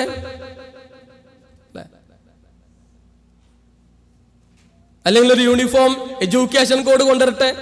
കാരണം ഇതിനൊക്കെ വേണ്ടി യത്നിക്കണം, പ്രവർത്തിക്കണം, പണിയെടുക്കണം സ്റ്റേറ്റ് എന്ന് വളരെ കൃത്യമായി കൊണ്ട് ഡയറക്റ്റീവ് പ്രിൻസിപ്പിളിൽ നിർദ്ദേശിക്കുക. അവിടങ്ങളിലൊന്നും കൈവെക്കാതെ എന്തുകൊണ്ടാണ് ഈ രീതിയിൽ അതിന്റെ ഭാഗമായി ഈ രീതിയിലുള്ള നിർദ്ദേശക തത്വങ്ങൾ എന്നുള്ള നിലക്ക് directive principles of state policy എന്നതിൽ ഉൾപ്പെടുത്തിയിട്ടുള്ള യൂണിഫോം സിവിൽ കോഡിന് വേണ്ടി മാത്രം മുറവിളി കൂട്ടപ്പെടുന്നത് എന്തുകൊണ്ടാ? നമ്മൾ ആലോചിക്കണം. അതോടൊപ്പം നമ്മൾ മനസ്സിലാക്കേണ്ട കാര്യം കൂടുണ്ട്. യൂണിഫോം സിവിൽ കോഡാണ്. പലപ്പോഴും നമ്മളെ വിഷയം കൊടുത്തപ്പോൾ പോലും അതങ്ങനെയാണ് കൊടുത്തത്. എന്ത്? ഏക സിവിൽ കോഡ്. അല്ലേ? ശരിക്കും ഏക സിവിൽ കോഡല്ല. ഏക സിവിൽ കോഡ് എന്ന് പറഞ്ഞാൽ അതും ഈ രീതിയിലുള്ള സംഘപരിവാരങ്ങളുടെ തെറ്റിദ്ധാരണ ഉണ്ടാക്കാനുള്ള ശ്രമത്തിന്റെ ഭാഗമായി നമ്മുടെ ഭാഷയിലും വന്ന് പതിഞ്ഞൊരു പ്രയോഗമായി പോയിട്ടുണ്ട്. യൂണിഫോം സിവിൽ കോഡ് എന്ന് അന്ന് ആ രാഷ്ട്രത്തിനുള്ള നിർദ്ദേശക തത്വങ്ങൾ വെച്ചവരായ ആളുകളും അത് ഏക സിവിൽ കോഡ് എന്നുള്ള നിലക്കല്ല കണ്ടിട്ടുള്ളത്. അതിനങ്ങനെ ആക്കി തീർക്കാൻ വേണ്ടിയുള്ള അല്ലെ ആ ആടിനെ പട്ടിയാക്കുന്ന വിദ്യ പ്രയോഗിച്ചു കൊണ്ടിരിക്കുകയാണ് ഇവിടുത്തെ വർഗീയവാദികളും ഫാസിസ്റ്റുകളും. ശരിക്കും യൂണിഫോം എന്ന് പറഞ്ഞാല് ഒരു പൊതുവായ സിവിൽ കോഡ് ഇന്ത്യയിലെ ആളുകൾക്ക് വേണ്ടി ഉണ്ടാക്കണം എന്നുള്ളതാ. രണ്ടും തമ്മിൽ വ്യത്യാസമുണ്ട്. രണ്ടും രണ്ടാ. ഏക സിവിൽ കോഡ് എന്ന് പറയുമ്പോൾ ഒരേ നിയമത്തിന്റെ കീഴിൽ എല്ലാ പൗരന്മാരും വരുന്ന ഒരവസ്ഥ ഉണ്ടാവണം. അല്ലെ? ഏകം തന്നെ ഒറ്റൊന്നുള്ളൂ, അതിന്റെ അപ്പുറത്ത് വേറൊന്നും ഉണ്ടാവൂല. അതില് എല്ലാവരും അണിതേരുന്നൊരവസ്ഥ ഉണ്ടാവണം. എന്നാൽ വളരെ യുക്തിഭദ്രമായിക്കൊണ്ട് നമ്മുടെ ഭരണഘടനയുടെ ശില്പികൾ അതിന്റെ കാര്യങ്ങൾ നിർവഹിച്ചപ്പോ അവര് ബുദ്ധിപരമായിക്കൊണ്ട് തന്നെ ചേർത്തതാണ് യൂണിഫോം സിവിൽ കോഡ് എന്നുള്ള പദം. അവിടെ എല്ലാവർക്കും ബാധകമാകുന്ന ഒരു പൊതു സിവിൽ കോഡ് രൂപീകരിക്കുക എന്നതാണ് അവർ ഉദ്ദേശിച്ചത്. അതോ ഓരോരോ കാലങ്ങളിലും അത് വന്നപ്പോ അതിന്റെ രീതിയിലുള്ളതായ നിയമനിർമ്മാണങ്ങളും ബില്ലുകളും പാസ്സാക്കപ്പെടുകയും അത് നടപ്പിലാക്കുകയും ചെയ്തിട്ടുണ്ട്. മുസ്ലിങ്ങൾക്കിടയിലുള്ള ഇങ്ങനത്തെ പ്രശ്നങ്ങൾ ഉണ്ടായപ്പോഴാണ് ശരീഅത്ത് അപ്ലിക്കേഷൻ ആക്ട് വന്നത്. അതേപോലെ തന്നെ ക്രിസ്ത്യാനികൾക്ക് അതിന്റെ മുമ്പ് തന്നെ അവരുടേതുണ്ട്. ഹിന്ദു കോഡ് എന്ന് പറഞ്ഞുകൊണ്ട് ഹിന്ദുക്കൾക്ക് പാലിക്കാവുന്ന നിയമങ്ങളും പിന്നീട് നിർമ്മിക്കപ്പെട്ടിട്ടുണ്ട്. അപ്പൊ ആ രീതിയിൽ എല്ലാവരും അവരുടേതായ ആചാരങ്ങൾ അനുസരിച്ചുകൊണ്ടുള്ള വിധികൾ ബാധകമാക്കുന്ന രീതിയിൽ കാര്യങ്ങൾ നിർവഹിക്കപ്പെടുന്ന ഒരു യൂണിഫോം സിവിൽ കോഡ് നമ്മുടെ ഇന്ത്യയിൽ യഥാർത്ഥത്തിൽ ഇന്ന് നിലവിലുണ്ട്. അതിനപ്പുറം എല്ലാവർക്കും ഒരു നിയമം എന്നുള്ള രീതിയിലേക്കുള്ള ചിന്തകൾ കടന്നു വന്നിട്ടുള്ളത് ഇസ്ലാമിനെ കടന്നാക്രമിക്കാനുള്ള ഒരു വലിയ വടിയാണ് ഈ യൂണിഫോം സിവിൽ കോഡ് എന്നുള്ള പ്രയോഗം എന്നത് ഈ ഇസ്ലാമിന്റെ ശത്രുക്കളായിക്കൊണ്ടുള്ള ആളുകൾ തിരിച്ചറിഞ്ഞതുകൊണ്ടാണ്. എന്തുകൊണ്ടാണ് അവരിതിങ്ങനെ ഇടക്കിടയ്ക്ക് ചർച്ചാ വിഷയമാക്കിക്കൊണ്ടിരിക്കുന്നത്? ഇസ്ലാമിലെ ചില സാങ്കേതിക ശബ്ദങ്ങളെ അതൊന്നും സമൂഹത്തിന്റെ മുമ്പിൽ എടുത്തിട്ടുകൊണ്ട് ഇസ്ലാം എന്നുള്ളതായ ആദർശം ഈ കാലഘട്ടത്തിന് പറ്റിയതല്ലെന്നും ഇസ്ലാം എന്നുള്ളതായ ആശയം ലോകത്തിന് മുമ്പിൽ നിലനിൽക്കാൻ പറ്റിയതല്ലെന്നും വരുത്തി തീർത്തുകൊണ്ട് ഇസ്ലാമിനെ ലോകത്തിന് മുൻപിൽ ഒറ്റപ്പെടുത്തുവാനും മുസ്ലിമീങ്ങളെ അതിൽ നിന്നും പിന്തിരിപ്പിക്കുവാനും ഉള്ളതായ ശ്രമങ്ങൾ നടത്താനുള്ള ഒരു ആയുധമായി കൊണ്ടാണ് അവർ യൂണിഫോം സിവിൽ കോഡിനെ ഉപയോഗിക്കുന്നത്. അതല്ല, നിങ്ങളൊന്ന് ആലോചിച്ച് നോക്ക്. ഇന്ത്യയിലെ ഏതെങ്കിലും മതവിഭാഗം ഈ ഏക സിവിൽ കോഡിനെ, യൂണിഫോം സിവിൽ കോഡിനെ അംഗീകരിക്കാൻ തയ്യാറായിട്ടുണ്ടാവോ? ആരെങ്കിലും ഉണ്ടാവോ? ഈ പറയുന്ന ആൾക്കാർ ആരെങ്കിലും ഉണ്ടാവോ? ആരും ഉണ്ടാവില്ല. ആർക്കാരാ തയ്യാറാവുക? മുസ്ലിമീങ്ങൾ തയ്യാറാവൂല എന്നതുപോലെ തന്നെ ഇന്ത്യയിലെ ഒരു മതവിഭാഗവും യൂണിഫോം സിവിൽ കോഡിനെ അംഗീകരിക്കാൻ തയ്യാറാവൂല. ക്രിസ്ത്യാനികൾ തയ്യാറാവോ? അവരുടേതായ ആചാരങ്ങളും കാര്യങ്ങളൊക്കെ മാറ്റിവെച്ചുകൊണ്ട് ഒരു പൊതു നിയമമായി കൊണ്ടുവരണം എന്ന് പറഞ്ഞാൽ ഹിന്ദുക്കൾ തയ്യാറാവോ? അവരാചരിച്ചു പോരുന്ന ആചാരങ്ങളൊക്കെ മാറ്റിവെച്ചിട്ട് വേറൊരു ആചാരത്തിലേക്ക് കാര്യങ്ങൾ വരണമെന്ന് പറഞ്ഞാൽ ആരും തയ്യാറാവൂല. ഒരാൾക്കും അതിന്റെ അനുകൂലമായ അഭിപ്രായം ഉണ്ടാവൂല. പിന്നെ എന്തിനാണ് ഇങ്ങനെ ഇടക്കിടക്ക് ചർച്ചക്ക് കൊണ്ടുവരുന്നത്? അത് ഇസ്ലാമിനെതിരെ കളിക്കാനുള്ളതായ ഒരു കളിക്കളമായി കൊണ്ട് അതിനെ ഉപയോഗപ്പെടുത്തുക. കാരണം ഒന്നാമത്തെ കാര്യം, ഇന്ത്യയെ ഹിന്ദു രാജ്യമാക്കാൻ ശ്രമിച്ചുകൊണ്ടിരിക്കുന്നതായ ഫാസിസ്റ്റുകൾ, അവർക്ക് മുൻപിൽ അതിന് ഏറ്റവും വലിയ തടസ്സമായി കൊണ്ട് നിൽക്കുന്നത് ഇന്ത്യയിലെ ഏറ്റവും വലിയ ന്യൂനപക്ഷമായ മുസ്ലിമീങ്ങളാണ്. ഇന്ത്യ ചരിത്രത്തിന്റെ പശ്ചാത്തലം എടുത്ത് പരിശോധിച്ച് നോക്കിയാൽ അവർക്കറിയാം, മുസ്ലിമീങ്ങൾ അവരുടെ ഇസ്ലാമികമായ ആശയങ്ങളുമായി കൊണ്ട് നിലനിൽക്കുന്നിടത്തോളം കാലം അവരെ ഒരു തരത്തിലും നമുക്ക് തറ പറ്റിച്ചുകൊണ്ട് ഇവിടെ മറ്റൊരു രീതി കൊണ്ടുവരാൻ പറ്റൂല എന്നുള്ളത്. അപ്പൊ അതുകൊണ്ട് മുസ്ലിമീങ്ങളെ ആദ്യമായി കൊണ്ടവരെ മതത്തിൽ നിന്നും അകറ്റണം. മതപരമായ ആചാരങ്ങളിൽ നിന്നും മതപരമായ ചിന്തകളിൽ നിന്നും മുസ്ലിമീങ്ങളെ അകറ്റി നിർത്തിയെങ്കിൽ മാത്രമേ, അഥവാ അത്തരമൊരു മതനിരാസത്തിന്റെ വക്താക്കളായി മുസ്ലിമീങ്ങളെ മാറ്റിയെങ്കിൽ മാത്രമേ തങ്ങളുടെ ഹിന്ദു രാജ്യമെന്നുള്ള വാദം ഇവർക്ക് മുമ്പിൽ അവതരിപ്പിക്കാൻ പറ്റുകയുള്ളൂ എന്നുള്ള ബോധ്യം അവർക്കുണ്ട്. എല്ലാ സംസ്കാരങ്ങളും ജീവിതത്തിന്റെ ആദർശത്തിന്റെ ഭാഗമായി കൊണ്ട് സ്വീകരിക്കുന്ന ഒരു സമൂഹം ഇവിടെ വളർന്നു വന്നു കഴിഞ്ഞാൽ ആ സമൂഹത്തിന് മുൻപിൽ പിന്നെ ഏത് രീതിയിലുള്ള സംസ്കാരങ്ങൾ ഇട്ടുകൊടുത്താലും അവർക്കതിനോട് എതിർപ്പുണ്ടാവില്ല. രണ്ടാമത്തത്, സാമ്രാജ്യത്വത്തിന് അവരുടേതായ അജണ്ടകൾ നടപ്പിലാക്കുന്നതിന് എപ്പോഴും തടസ്സം നിൽക്കുന്നത് മുസ്ലിമീങ്ങളാണ്.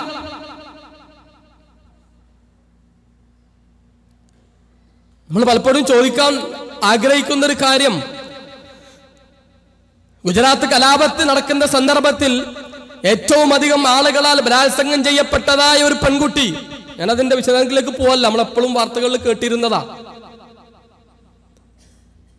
ആ പെൺകുട്ടിയെ ആദ്യമായി കൊണ്ട് ആ കർമ്മം നിർവഹിക്കാൻ മുമ്പിൽ നിന്നിരുന്നത് അവൾ എന്നും ബന്ധപ്പെട്ടിരുന്ന സ്നേഹത്തോടുകൂടി അല്ലാതെ, ബഹുമാനത്തോടുകൂടി അല്ലാതെ, അവൾ പേര് പോലും വിളിക്കാതിരുന്ന സ്വന്തം അയൽപക്കത്തുള്ളതായ ഒരു ഹിന്ദു സഹോദരനും അദ്ദേഹത്തിന്റെ മകനുമാണ്. അപ്പൊ സംഘപരിവാർ ചിന്തകൾ തലയിൽ കൂടിക്കഴിഞ്ഞാൽ അവര് ഏത് രീതിയിലും തങ്ങളുടെ എതിരാളികളായ ശത്രുക്കളായിട്ടുള്ള മുസ്ലിമീങ്ങൾക്കെതിരെ ക്രൂരമായ രീതികൾ സ്വീകരിക്കുമെന്നതിന്റെ ഒരു തെളിവാണത്. ഗുജറാത്ത് കലാപത്തിൽ മുസ്ലിം സഹോദരിമാരോട് അവർ കാണിച്ചതായ ക്രൂരതകളൊക്കെ നമ്മൾ കണ്ട് മനസ്സിലാക്കിയതാ. അന്ന് ആ കലാപത്തിന് സമ്മതം കൊടുത്തുകൊണ്ട് ആ കലാപത്തിന് വേണ്ടതെല്ലാം ചെയ്തു കൊടുത്തതായ, അതിന്റെ പിന്നിൽ പ്രവർത്തിച്ചതായ കറുത്ത കരങ്ങളുടെ ഉടമയാണ് ഇന്ന് നമ്മുടെ പ്രധാനമന്ത്രിയായിട്ടുള്ളത്. ആ രീതിയിൽ മുസ്ലിം സഹോദരിമാരോട് പെരുമാറിയതായ ഈ ഫാസിസ്റ്റുകൾക്ക് എന്തേ മുസ്ലിം സ്ത്രീ അവള് ഒരു കാരണവും കൂടാതെ വിവാഹമോചിതയാവുന്നു എന്ന് കേട്ടുകൊണ്ട് കണ്ണീര് വരുന്നത്? ഈ രീതിയിൽ മുസ്ലിം സ്ത്രീകളോട് ക്രൂരമായി കൊണ്ട് പെരുമാറിയതായ ആളുകൾക്കാണ് ഒന്നിലധികം ഭാര്യമാരെ വെച്ചുകൊണ്ട് മുസ്ലിമീങ്ങൾ പെണ്ണുങ്ങളെ പീഡിപ്പിക്കുകയാണ് എന്ന് പറയുന്നത്. ഒരിക്കലും സഹോദരിമാരോടുള്ള സ്നേഹം കൊണ്ടല്ല, മറിച്ച് അവരുടേതായ സാമ്രാജ്യത്വത്തിന്റെ അജണ്ടകൾ നടപ്പിലാക്കാനുള്ളതായ തടസ്സം നീക്കുക എന്നതാണ് ഒന്നാമതായിക്കൊണ്ട് അവരുടെ മുൻപിലുള്ളത്.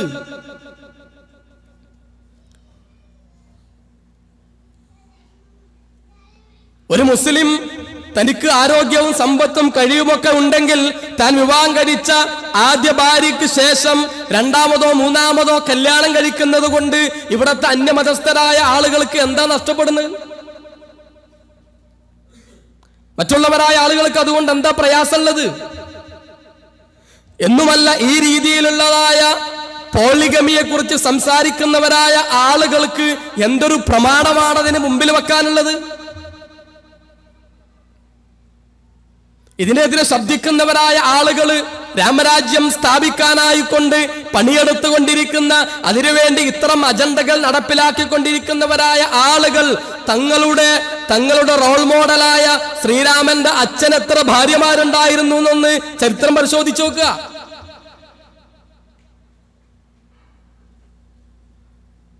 ഒരു ഭാര്യ ഉണ്ടായിരുന്നുള്ളൂ എന്ന് മാത്രമല്ല, ശ്രീരാമചരിതത്തില് അഥവാ വാൽമീക രാമായണത്തിൽ പറയുന്നതായ കഥയുടെ വലിയൊരു ടേണിംഗ് പോയിന്റ് കടന്നു വരുന്നത് ഈ ഒന്നിലധികം ഭാര്യമാർ ഉണ്ടായത് കൊണ്ടുള്ളതായ പ്രശ്നങ്ങളിലൂടെയാണ്, അല്ലേ? അവിടെ യുദ്ധം നടത്തിക്കൊണ്ടിരിക്കുമ്പോ, ദശരഥ മഹാരാജാവ് യുദ്ധം നടത്തിക്കൊണ്ടിരിക്കുമ്പോ നഷ്ടപ്പെട്ടതായ രഥത്തിന്റെ ചക്രത്തിന്റെ ആണിക്ക് പകരം സ്വന്തം കൈവച്ചുകൊണ്ട് സഹായിച്ചതായ ഭാര്യക്ക് അദ്ദേഹം കൊടുത്തൊരു വാഗ്ദാനം, തന്റെ മറ്റൊരു ഭാര്യക്കും അവരുടെ മക്കൾക്കുമെതിരെ ഈ ഭാര്യ ഉപയോഗപ്പെടുത്തുന്നിടത്താണ് രാമായണം വഴിതിരിയുന്നത്. നിഷേധിക്കാനാവൂല. ഒന്നിലധികം വിവാഹം കഴിച്ചു എന്ന് മാത്രമല്ല, അത് പിന്നീടുണ്ടാവുന്ന മുഴുവൻ പ്രശ്നങ്ങൾക്കും അതൊരു കാരണമായി തീരുകയും ശ്രീരാമന് രാജ്യവും പദവിയും സ്ഥാനമാനങ്ങളും വിട്ടെറിഞ്ഞുകൊണ്ട് വനവാസത്തിന് പോകേണ്ടി വരികയും അവിടെ നിന്നുണ്ടാവുന്ന പ്രശ്നങ്ങളും സ്വന്തം ഭാര്യയെ വരെ നഷ്ടപ്പെട്ടു പോകുന്ന അവസ്ഥകളും ഒക്കെ, യുദ്ധങ്ങളും പ്രയാസങ്ങളും അടക്കമുള്ളത് മുഴുവൻ ഉണ്ടാവുന്നതിന്റെ മൂലകാരണം എന്തായിരുന്നു? ഈ രണ്ടാമത്തെ ഭാര്യ, അല്ലെ, തന്റെ മറ്റു ഭാര്യക്കെതിരെ പ്രയോഗിച്ചതാ. ഞാൻ പറഞ്ഞു വരുന്നത്, ഈ രാമരാജ്യ സ്ഥാപനത്തിന് വേണ്ടി യത്നിക്കുന്നവരായ ആളുകൾക്ക് എന്തൊരു പ്രമാണമാണ് ഒന്നിലധികം ഭാര്യമാര് പാടില്ല എന്നുള്ളതിന് വെക്കാനുള്ളത്. ശ്രീകൃഷ്ണന്റെ കാര്യം പറയേണ്ടതില്ല. നമ്മൾ ഒരിക്കലും അവരെ പരിഹസിക്കുകയോ അവരെ ഏതെങ്കിലും രീതിയിൽ എത്താൻ ശ്രമിക്കുകയോ അല്ല. ചരിത്രത്തിന്റെ യാഥാർത്ഥ്യം ഇതിനെ വിമർശിക്കുന്നവരായ ആളുകൾ കാണാതെ പോകരുത് എന്നുള്ളത് കൊണ്ടാ. ആയിരക്കണക്കിന് ഭാര്യമാരെ വെച്ചിരുന്ന ആളായിരുന്നു ശ്രീകൃഷ്ണൻ എന്നാ പറയുന്നത്. ഇന്ദ്രനെ സംബന്ധിച്ച് പറയുമ്പോഴും ഒരുപാട് സ്ത്രീകളായിരുന്നു ഇന്ദ്രന് ഭാര്യമാരായിക്കൊണ്ടുണ്ടായിരുന്നത് എന്ന് പുരാണത്തിൽ പറയുന്നു. അപ്പൊ ഈ രീതിയിൽ പറഞ്ഞു വരുന്നവരായ ആളുകൾക്ക് ഇസ്ലാമിലെ ഒന്നിലധികം ഭാര്യമാരെ സ്വീകരിക്കാമെന്നുള്ള നിയമത്തിനെതിരെ അവര് ശബ്ദിച്ചുകൊണ്ടിരിക്കുമ്പോ അവര് സ്വന്തം അസ്തിത്വത്തെ തന്നെ ചോദ്യം ചെയ്തുകൊണ്ടാ വർത്താനം പറയുന്നത്. അപ്പോ ലക്ഷ്യം ആ രീതിയിലുള്ള സഹോദരിമാരുടെ പ്രയാസം നീക്കലല്ല, മറിച്ച് അവർക്കതിന് പകരം വെക്കാനുള്ളത് എന്താ? ഒരാൾ തന്റെ ലൈംഗികപരമായ ആ ഒരു ആവശ്യം നിർവഹിക്കുവാൻ തന്റെ ഒരു ഭാര്യയിൽ സാധിക്കുന്നില്ല എന്ന കാരണം കൊണ്ട് അയാൾ വേറൊരു വിവാഹം കഴിച്ചു എന്ന് വെക്കുക. വേറൊരാള് തന്റെ ആവശ്യം ആ പ്രകാരം നിർവഹിക്കപ്പെടാൻ കഴിയാത്തത് കൊണ്ട് പരസ്ത്രീകളുമായി കൊണ്ട് ബന്ധപ്പെടുന്നു. ഈ വിമർശനത്തിന് വിധേയമാക്കിക്കൊണ്ടിരിക്കുന്ന ആളുകൾക്ക് മുൻപിൽ വരുമ്പോ അവര് തെരഞ്ഞെടുക്കുക രണ്ടാമത്തതാ. വിവാഹം കഴിച്ച് നിയമപരമായി കൊണ്ട് വിവാഹം കഴിച്ച് ചെലവിന് കൊടുത്ത് തന്റെ കീഴിൽ താൻ പോറ്റു വളർത്തുന്ന ഒരു രണ്ടാമത്തെ ഭാര്യയിൽ തന്റെ ലൈംഗിക വികാരങ്ങളെ ശമിപ്പിക്കുക എന്നുള്ളത് തെറ്റും. വേറെ ഏതോ പെണ്ണിന് അവളുടെ അന്നത്തെ ലൈംഗികതക്കുള്ള കൂലി കൊടുത്തുകൊണ്ട് ലൈംഗിക തൊഴിലാളികളെ അതല്ലെങ്കിൽ മറ്റുള്ളതായ പരസ്ത്രീകളെ അതിനുവേണ്ടി ഉപയോഗപ്പെടുത്തുക എന്നുള്ളത് ശരിയും ആയി വരുന്നത് എങ്ങനെ? ഇന്ത്യൻ നിയമപ്രകാരം നോക്കിയാൽ അതൊരിക്കലും ഒരു തെറ്റായിട്ട് വരുന്നില്ല. കാരണം എന്താ? ഏത് സ്ത്രീ ആയിക്കൊണ്ടും പുരുഷനുമായിക്കൊണ്ടും ഉഭയകക്ഷി സമ്മതത്തോടെ നടത്തുന്നതായ ലൈംഗിക ബന്ധങ്ങൾ ഇന്ത്യയിൽ കുറ്റല്ല. ഒരു കോടതിക്കും അതിനെ ചോദ്യം ചെയ്യാനോ ഒരു നിയമത്തിനും അവർക്കെതിരെ ശബ്ദിക്കാനോ ഇന്ത്യയിൽ പഴുതില്ല. പരസ്പര സമ്മതത്തോടുകൂടിയുള്ളതായ ലൈംഗിക ബന്ധം അനുവദിച്ചിരിക്കുന്നുണ്ട് നമ്മുടെ നാട്ടിൽ.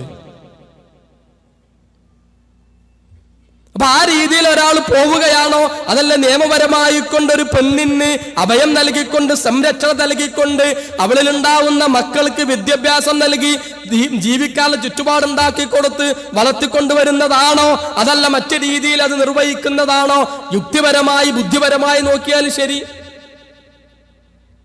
ഇസ്ലാം പറഞ്ഞതന്നെ, സംശയമൊന്നുമില്ല. പക്ഷേ ഈ വിവാഹേതര ലൈംഗികതയുടെ ആളുകൾക്ക്, അല്ലെ, സൗന്ദര്യ പ്രദർശകങ്ങളുടെ ആളുകൾക്ക് ഇസ്ലാമിലുള്ള വിശ്വാസികളുടെ ഈ ഒരു രീതിയിലുള്ള അഥവാ ലൈംഗികത എന്നത് വിവാഹത്തിലൂടെ നിങ്ങൾക്ക് അനുവദനീയമാക്കി തരുന്ന ഭാര്യയിൽ മാത്രം പരിമിതപ്പെടുത്തണമെന്നുള്ള ഇസ്ലാമിന്റെ തത്വം, അതാണ് അവരെ ലൈംഗികപരമായി കൊണ്ടുള്ള സദാചാരം കാത്തു സൂക്ഷിക്കുന്നതിന് കരുത്തേകുന്നത് എന്ന് മനസ്സിലാക്കിയ ഈ തരത്തിലുള്ള കുത്തഴിഞ്ഞ ലൈംഗികതയുടെ ആളുകൾക്ക് അവരുടെ രീതികൾ നടപ്പിലാക്കുന്നതിന് തടസ്സം നിൽക്കുന്നത് ഈ ചിന്തകളുള്ള ആളുകളും ഈ രീതികളുമാണ് എന്ന് മനസ്സിലാക്കിക്കൊണ്ട് അത് അവരിൽ നിന്നും ഇല്ലാതാക്കാനുള്ള ശ്രമത്തിന്റെ ഭാഗം. അതിനപ്പുറത്തേക്കുള്ളതായ കാര്യങ്ങൾ അവർ ചെയ്തുകൊണ്ട് പോകുമ്പോൾ സ്വാഭാവികമായും അവരുദ്ദേശിച്ച കാര്യങ്ങളൊക്കെ നടപ്പിലാക്കുവാൻ അവർക്ക് പറ്റുന്നൊരവസ്ഥ അവിടെ ഉണ്ടാവുകയും ചെയ്യും. ഇനി തൊലാഖിന്റെ വിഷയം എടുത്തു കഴിഞ്ഞാലും അനന്തരവാസത്തിന്റെ വിഷയം എടുത്തു കഴിഞ്ഞാലും ഒക്കെ ഈ ഒരു രീതി നമുക്ക് കാണാൻ സാധിക്കും. വിവാഹമോചനം എന്നുള്ളത് ഇസ്ലാമിൽ മാത്രം കാണുന്ന ഒന്ന്. അതൊരിക്കലും പുരുഷന് ആവശ്യമുള്ളവരൊക്കെ കല്യാണം കഴിച്ചുകൊണ്ട് മടുത്താല് തുപ്പിക്കളയാനുള്ള, ഒഴിവാക്കിക്കളയാനുള്ള മൂന്ന് തുപ്പും തുപ്പി നിന്റെ കാര്യം അത കിടക്കണെന്നും പറഞ്ഞിട്ട് ഒഴിവാക്കുവാനും വീണ്ടും കെട്ടാനും വീണ്ടും ഒഴിവാക്കാനുമുള്ളതായ ഒരു ഉപാധിയായിക്കൊണ്ട് ഉപയോഗപ്പെടുത്തേണ്ടത് കൊണ്ടാണ് മുസ്ലിമീങ്ങളൊക്കെ യൂണിഫോം സിവിൽ കോഡിനെ എതിർക്കുന്നത് എന്ന് ബുദ്ധിജീവികൾ ഇങ്ങനെ, അല്ലെ, സോഷ്യൽ മീഡിയകളിൽ ഇങ്ങനെ ഛർദ്ദിത ചെറുപടം നടത്തിക്കൊണ്ടിരിക്കുക. മുസ്ലിങ്ങളെ സംബന്ധിച്ചിടത്തോളം, ഇസ്ലാമിനെ സംബന്ധിച്ചിടത്തോളം പുരുഷന് മാത്രമല്ല അത് നൽകിയിട്ടുള്ളത്, മറിച്ച് പുരുഷനും സ്ത്രീക്കും തുല്യമായ രീതിയിലാണ് ഇസ്ലാം അതിന് അവകാശം നൽകിയിട്ടുള്ളത്. വിവാഹമോചനം എന്നുള്ളത് പുരുഷന്റെ മാത്രം കുത്തകയല്ല. വൈവാഹിക ജീവിതത്തിൽ സംഭവിക്കുന്നതായ പ്രശ്നങ്ങളിൽ എങ്ങനെയെങ്കിലും രഞ്ജിപ്പുണ്ടാക്കുവാനുള്ള ശ്രമങ്ങൾ നടത്തണമെന്ന് നിർദ്ദേശിക്കുന്നതായ ഇസ്ലാം ഒരു പോം വഴി കൊണ്ടും ആ പ്രശ്നം പരിഹരിക്കപ്പെടുന്നില്ല എങ്കിൽ പിന്നെ എന്തുണ്ട് മാർഗം? ഒരുപാട് സുഹൃത്തുക്കൾ നമുക്കൊക്കെ ഉണ്ടാവും. ചിലപ്പോ വിവാഹം കഴിക്കുന്നത് വരെ വളരെ നല്ല ജീവിതം നയിച്ചിരുന്ന ആൾക്കാർ, എനിക്കൊക്കെ പേഴ്സണലായിട്ട് പരിചയമുള്ള ആൾക്കാരുണ്ട്. വിവാഹം കഴിച്ചു കഴിഞ്ഞാൽ മുഴുകുടിയന്മാര്, വളരെ ഇന്റിമസി കാത്തു സൂക്ഷിക്കുന്നവരായ ആളുകളാണ് എങ്കിൽ അവരുമായി കൊണ്ട് സംസാരിച്ചു നോക്കിയാൽ അപ്പോൾ കിട്ടും പല വിവരങ്ങളും. എന്തേ, കല്യാണം കഴിച്ച പെണ്ണ് ഓൾക്ക് ഇപ്പോഴും പഴയ കുറെ ബന്ധങ്ങളാ, ഒഴിവാക്കാൻ പറ്റുമോ? പറ്റൂല. കാരണം എന്താ? നിയമം അനുശാസിക്കുന്നില്ല. ഇതൊക്കെ മനസ്സിലാക്കിയും അറിഞ്ഞും ആജീവനാന്തം ആ പെണ്ണിന്റെ കൂടെ തന്നെ താമസിക്കുവാൻ നിർബന്ധിക്കപ്പെടുന്ന ഒരു ഭർത്താവിനെ സംബന്ധിച്ചിടത്തോളം പിന്നെ ചിലപ്പോൾ സ്റ്റൗ പൊട്ടിത്തെറിക്കും, അല്ലേ? അല്ലെങ്കിൽ സ്റ്റെപ്പ് ഇറങ്ങുമ്പോൾ കാല് വഴുതി വീഴും, അല്ലെങ്കിൽ ടൂറ് പോകുമ്പോൾ ബോട്ടിൽ നിന്ന് വെള്ളത്തിൽ വീഴും. ഇതൊന്നും വീഴണതല്ല, തള്ളിയിടുന്നതാ, അല്ലേ? സ്റ്റൗ ഓണാക്കി വെക്കണതാ. എന്തേ? അവളിൽ നിന്നുള്ളൊരു മോചനം ഈ ലോകത്ത് എനിക്ക് സാധ്യമല്ല, പിന്നെ കൊന്നുകളയാ, അല്ലേ? വിവാഹമോചനല്ല. അവരുടെ മതത്തിൽ തൊലാക്കില്ല, എവിടെ പോയാലും അത് കിട്ടൂല. അപ്പൊ പിന്നെ എന്താ മാർഗം? അവളെ ഈ ഭൂമിയിൽ തന്നെ ഒഴിവാക്കുക. അവിടെയാണ് ഇസ്ലാം ഒരു നിലക്കും മുന്നോട്ട് കൊണ്ടുപോകുവാൻ പറ്റാത്ത ഒരു ബന്ധമായി അത് മാറിയിട്ടുണ്ട് എങ്കിൽ മാന്യമായി കൊണ്ട് അവളെ പിരിച്ചുവിടാം. ഏറെ തിരിച്ചും തന്റെ ഭർത്താവിന്റെ ചെയ്തികളിൽ എത്രമാത്രം പ്രയാസപ്പെട്ടുകൊണ്ടായിരുന്നാലും ആ പെൺകുട്ടി ആജീവനാന്തം മറ്റു സ്ത്രീകളോടൊപ്പം രമിച്ച് മതിച്ച് നടക്കുന്ന ഭർത്താവിനെ സഹിച്ചുകൊണ്ട് ജീവിക്കേണ്ട ഒരവസ്ഥ. എന്താ ജീവിതത്തിന്റെ അർത്ഥമുള്ളത്? എന്തൊരു മനസ്സമാധാനമാണ് ജീവിതത്തിലുള്ളത്? എന്ത് മനസ്സുഖാണുള്ളത്? അല്ലെ? ഇസ്ലാം അവിടെ അനുവദിക്കുന്നു തന്റെ ഭർത്താവിൽ നിന്നുണ്ടാവുന്നതായ ന്യൂനതകൾക്ക്, അവരിൽ നിന്നുണ്ടാവുന്നതായ പ്രശ്നങ്ങൾക്ക് പരമാവധി പരിഹാരത്തിന് പരിശ്രമിച്ചിട്ട് നടക്കാതെ വരുമ്പോ പെണ്ണിന് തലാക്ക് ചെല്ല, പെണ്ണിന് ഖുൽ എന്നാണ് അതിന് ടെക്നിക്കലി പറയാ, പെണ്ണിന് തന്റെ ഭർത്താവിനെ ഒഴിവാക്കാം. അല്ലേ? ഈ ഒരു നിയമം ഇസ്ലാമിക നിയമമായിക്കൊണ്ട് ഇവിടെ ഉള്ളത് കൊണ്ട് ഏത് മതത്തിന്റെ ആശയങ്ങൾക്കാണ് പ്രശ്നം ഉണ്ടായിട്ടുള്ളത്, ഏത് സമൂഹ സാഹചര്യത്തിനാണ് മുറിവേറ്റിട്ടുള്ളത്, ഏത് പൊതുബോധത്തിനാണത് പ്രശ്നം ഉണ്ടാക്കിയിട്ടുള്ളത്? ആർക്കും ഒരു പ്രശ്നം ഉണ്ടായിട്ടില്ല. അതുകൊണ്ട് അല്ലെ, മറിച്ച് അതാണ് യുക്തിപരമായി കൊണ്ട് നോക്കിയാൽ ശരി എന്നുള്ളതായ തിരിച്ചറിവാണ് അതിനെ കുറിച്ച് പഠിച്ചാലുണ്ടാവുക. അനന്തരാവകാശത്തിന്റെ കാര്യം എടുത്താലും ഒക്കെ അതേപോലെ തന്നെയാണ്. ഇത് മൂന്നുമാണ് വളരെ വളരെ മോശമായ രീതിയിൽ ചർച്ച ചെയ്തുകൊണ്ടിരിക്കുന്ന കാര്യം എന്നുള്ളത് കൊണ്ട് അതൊന്ന് സൂചിപ്പിക്കുക മാത്രമാണ്. അനന്തരാവകാശത്തിന്റെ കാര്യങ്ങളും അങ്ങനെ തന്നെയാണ്. പുരുഷന് ലഭിക്കുന്നതിന്റെ പകുതിയാണ് പെണ്ണുങ്ങൾക്ക് എന്നല്ല ഖുർആൻ ഉപയോഗിച്ചിട്ടുള്ളത്, മറിച്ച് അല്ലെ, പെണ്ണിന് കൊടുക്കുന്നതിന്റെ ഇരട്ടി ആണിന് കൊടുക്കണം എന്നാ. പെണ്ണിനൊരു സമ്പത്തും നൽകപ്പെട്ടിട്ടില്ലാത്ത, പെണ്ണിനൊരു അവകാശവും ഇല്ലാതിരുന്ന ഒരു സാഹചര്യത്തിൽ നിന്നുകൊണ്ടാണ് ഖുർആൻ പറഞ്ഞത് പെണ്ണിന് കൊടുക്കുന്നതിന്റെ ഇരട്ടിയാണ് ആണിന് കൊടുക്കേണ്ടത്. കാരണം അവനാണ് കുടുംബത്തിന് വേണ്ടി ചിലവഴിക്കേണ്ടത്, കുടുംബം നോക്കി നടത്തേണ്ടതും, കുടുംബത്തിന് വേണ്ടി അധ്വാനിക്കേണ്ടതും, അതിനു വേണ്ടി സമ്പാദിക്കേണ്ടതും, അതിനു വേണ്ടി ചിലവഴിക്കേണ്ടതും പുരുഷനാണ്. ഒരു പെണ്ണിന് ജോലിയുണ്ടെങ്കിലും വരുമാനമുണ്ടെങ്കിലും അവരുടെ വരുമാനം ആ കുടുംബത്തിന്റെ മുന്നോട്ടുള്ള ഗമനത്തിന് വേണ്ടി ഉപയോഗപ്പെടുത്താൻ ഇസ്ലാമികമായി കൊണ്ട് അവൾ ബാധ്യസ്ഥയല്ല. ഭർത്താവിന് അങ്ങനെ ഡിമാൻഡ് വെക്കാനും പാടില്ല. ഇസ്ലാമില് ഭർത്താവാണ് നിർവഹിക്കേണ്ടത്. അപ്പൊ ആ നിർവഹണം ഉത്തരവാദിത്തമായിട്ടുള്ള ഭർത്താവിന് സ്വാഭാവികമായും പെണ്ണ് ലഭിക്കുന്നതിന്റെ ഇരട്ടി കൊടുക്കണം എന്നാ ഇസ്ലാം പറഞ്ഞത്. ഖുർആന്റെ വചനങ്ങൾ ഇത് പടച്ചോന്റെ വചനാണല്ലോ, അതോടെ അത് അങ്ങനെ തന്നെ വരുള്ളൂ. അല്ലെ, രണ്ട് പെണ്ണിന് കൊടുക്കുന്ന ഓഹരി ഒരു പുരുഷന് കൊടുക്കണം എന്നാ പറഞ്ഞത്. അല്ലാതെ ഒരു പുരുഷന് കൊടുക്കുന്നതിന്റെ പകുതിയെ പെണ്ണിന് കൊടുക്കാവൂന്നല്ല. അപ്പൊ ആ രീതിയിൽ സ്ത്രീക്ക് സ്വത്തിൽ കൃത്യമായിക്കൊണ്ട് അവകാശം, ഇന്നും നമ്മുടെ നാട്ടില് ഈ രീതിയിലുള്ളതായ സ്വത്തിന്റെ അവകാശം നേടിയെടുക്കാൻ വേണ്ടി കോടതിയിൽ പോകേണ്ടി വരുന്ന അവസ്ഥയും അതിനു വേണ്ടി നിയമനിർമ്മാണം നടത്തേണ്ടി വരുന്ന അവസ്ഥയുമാണ് മറ്റു സമൂഹങ്ങൾക്കുള്ളത്. ഇസ്ലാം അത് കൃത്യമായിക്കൊണ്ട് നിർവചിച്ചു വെച്ചു. അല്ലെ, അത് ഇഷ്ടദാനത്തിന്റെ കാര്യത്തിലായിരുന്നാലും ഒക്കെ ഈ രീതിയിലുള്ള ശരീഅത്തിന്റെ നിയമങ്ങൾ അവിടെ കൃത്യമായി കൊണ്ടുണ്ട്. ആ ശരീഅത്തിന്റെ നിയമങ്ങളിൽ ഏതെങ്കിലും തരത്തിലുള്ളതായ ഒരു മാറ്റം വരുത്തുവാൻ മുസ്ലിം സമൂഹം ഒരിക്കലും അത് അനുവദിക്കുകയില്ല എന്നുള്ളതാണ്. കാരണം ആ നിയമങ്ങൾ കാലഹരണപ്പെട്ടു പോവുകയില്ല. കാലം എത്ര പുരോഗതിപ്പെട്ടാലും, രാജ്യം എത്ര പുരോഗതിപ്പെട്ടാലും, സമൂഹം എത്ര മാറിയിരുന്നാലും ആ സമൂഹത്തിന്റെ പ്രകൃതിക്ക് അനുഗുണമാവുന്ന നിയമങ്ങളാണ് പ്രകൃതി സൃഷ്ടാവായ, മനുഷ്യ സൃഷ്ടാവായ, കാലങ്ങളുടെ സൃഷ്ടാവായ ആ പടച്ച തമ്പുരാൻ നൽകിയതായ നിയമങ്ങളാണ് എന്നതുകൊണ്ട് തന്നെ അതിന് യാതൊരു തരത്തിലുള്ളതായ കാലഹരണപ്പെടലും അതിന് ബാധകമാകൂല എന്നുള്ളതാ. അതാ പടച്ചോൻ പറഞ്ഞത്,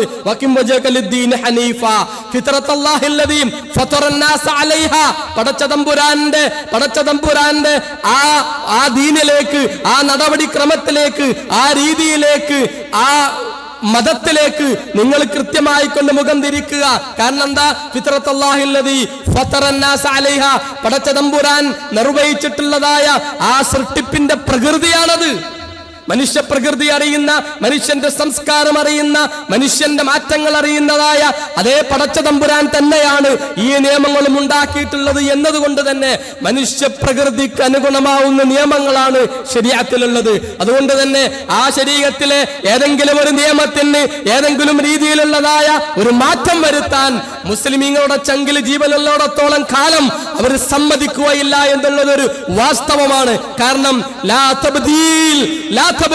ഖുർആൻ തന്നെ പരിചയപ്പെടുത്തുന്നതാ പടച്ചതമ്പുരാന്റെ വാക്കുകൾക്ക്, പടച്ചതമ്പുരാൻ ഈ സമൂഹത്തിൽ നൽകിയിരിക്കുന്നതായ ആശയങ്ങൾക്ക്, നിയമങ്ങൾക്ക് ഒരു മാറ്റവും വരുത്താനാവില്ല എന്ന് അള്ളാന്റെ പ്രവാചകനോട് പോലും അല്ലാഹു സുബ്ഹാനഹു വ തആല പറഞ്ഞിട്ടുള്ളത്.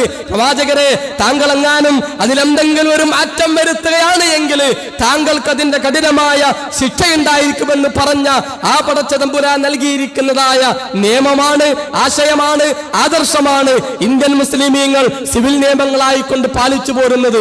ആ ശരീഅത്ത് നിയമം തങ്ങളുടെ നിയമമായിക്കൊണ്ട് തന്നെ മുന്നിൽ വെച്ചുകൊണ്ട് മുന്നോട്ട് പോകുവാനേ ഇന്ത്യൻ മുസ്ലിമീങ്ങൾ തയ്യാറാവുകയുള്ളൂ. നമ്മളും അതറിയുക.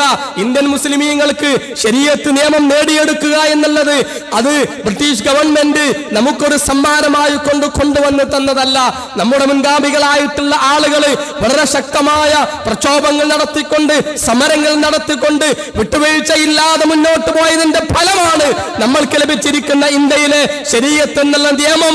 ഇസ്ലാമിലെ മുസ്ലിമീങ്ങൾക്ക് മുസ്ലിം പേഴ്സണൽ ലോ ശരീഅത്ത് അപ്ലിക്കേഷൻ ആക്ട് എന്നുള്ളത് നമുക്ക് ലഭിച്ചത് നമ്മുടെ മുൻഗാമികൾ നടത്തിയതായ ശക്തമായ സമരങ്ങളുടെയും പ്രക്ഷോഭങ്ങളുടെയും ഭാഗമായി കൊണ്ട് തന്നെയാണ് എന്ന് തിരിച്ചറിഞ്ഞുകൊണ്ട് ഈ രീതിയിലുള്ള ചർച്ചകൾ എവിടെ വരുമ്പോഴും മുസ്ലിങ്ങൾ തമ്മിലുള്ള സ്പർദ്ധകളും വൈരങ്ങളും മറ്റെല്ലാ ചിന്തകളും മാറ്റിവെച്ചുകൊണ്ട് മുസ്ലിം എന്നുള്ള ആ ഒരു പൊതു പ്ലാറ്റ്ഫോമിൽ നിന്നുകൊണ്ട് ഇതിനെതിരെ ശബ്ദിക്കുവാൻ മുസ്ലിം ലോകം മുഴുവൻ തയ്യാറാവണം. മറ്റുള്ള ചർച്ചകൾ നമുക്കിടയിലുള്ള, നമുക്കുള്ളിലുള്ളതായ കാര്യങ്ങൾ നമുക്കുള്ളിൽ തന്നെ നമുക്ക് ചർച്ച ചെയ്യാം.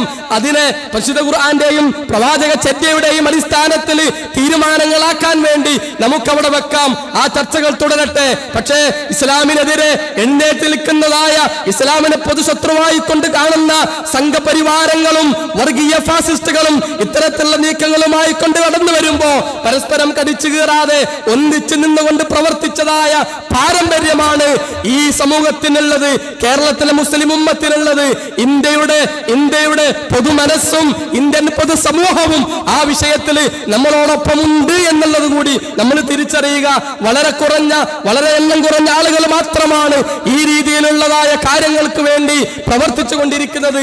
ഇന്ത്യയുടെ പൊതുമനസ്സ് നമ്മളോടൊപ്പമാണ്. അഥവാ ഓരോരുത്തർക്കും അവരുടെ മതത്തിന്റെ ആചാരങ്ങൾ അനുസരിച്ച് കൊണ്ട് ജീവിക്കുവാനുള്ള സാഹചര്യമാണ് ഇന്ത്യയിൽ ഉണ്ടാവേണ്ടത് എന്നുള്ള വാദമാണ്, രീതിയാണ്, വിശ്വാസമാണ് ഇന്ത്യയിലെ മുഴുവൻ ആളുകൾക്കുമുള്ളത് എന്ന് തിരിച്ചറിഞ്ഞുകൊണ്ട് തന്നെ നമ്മൾ ഇത്തരത്തിലുള്ള നീക്കങ്ങൾക്കെതിരെ വളരെ ശക്തമായിക്കൊണ്ട് അതോടൊപ്പം തന്നെ ബുദ്ധിപരമായിക്കൊണ്ട് മുന്നോട്ട് പോവുക. എടുത്തുചാട്ടങ്ങളോ ആ രീതിയിലുള്ള ഏതെങ്കിലും പ്രവർത്തനങ്ങളോ ഇതിന് പരിഹാരങ്ങളല്ല, മറിച്ച് ബുദ്ധിപരമായി നിയമത്തിന്റെ മാർഗത്തിലൂടെ തന്നെ മുന്നോട്ട് പോയാൽ നേടിയെടുക്കാവുന്ന വിജയമേ ഉള്ളൂ. അന്ന് ബനാത്തുവാല സാഹിബ് അവതരിപ്പിച്ചുകൊണ്ട്, പാർലമെന്റിൽ അവതരിപ്പിച്ചുകൊണ്ട് നേടിയെടുത്തതായ ബില്ലുകളുടെയൊക്കെ ആ ഉപകാരം നമ്മൾ ഇന്നും ആസ്വദിച്ചു കൊണ്ടിരിക്കുകയാണ്.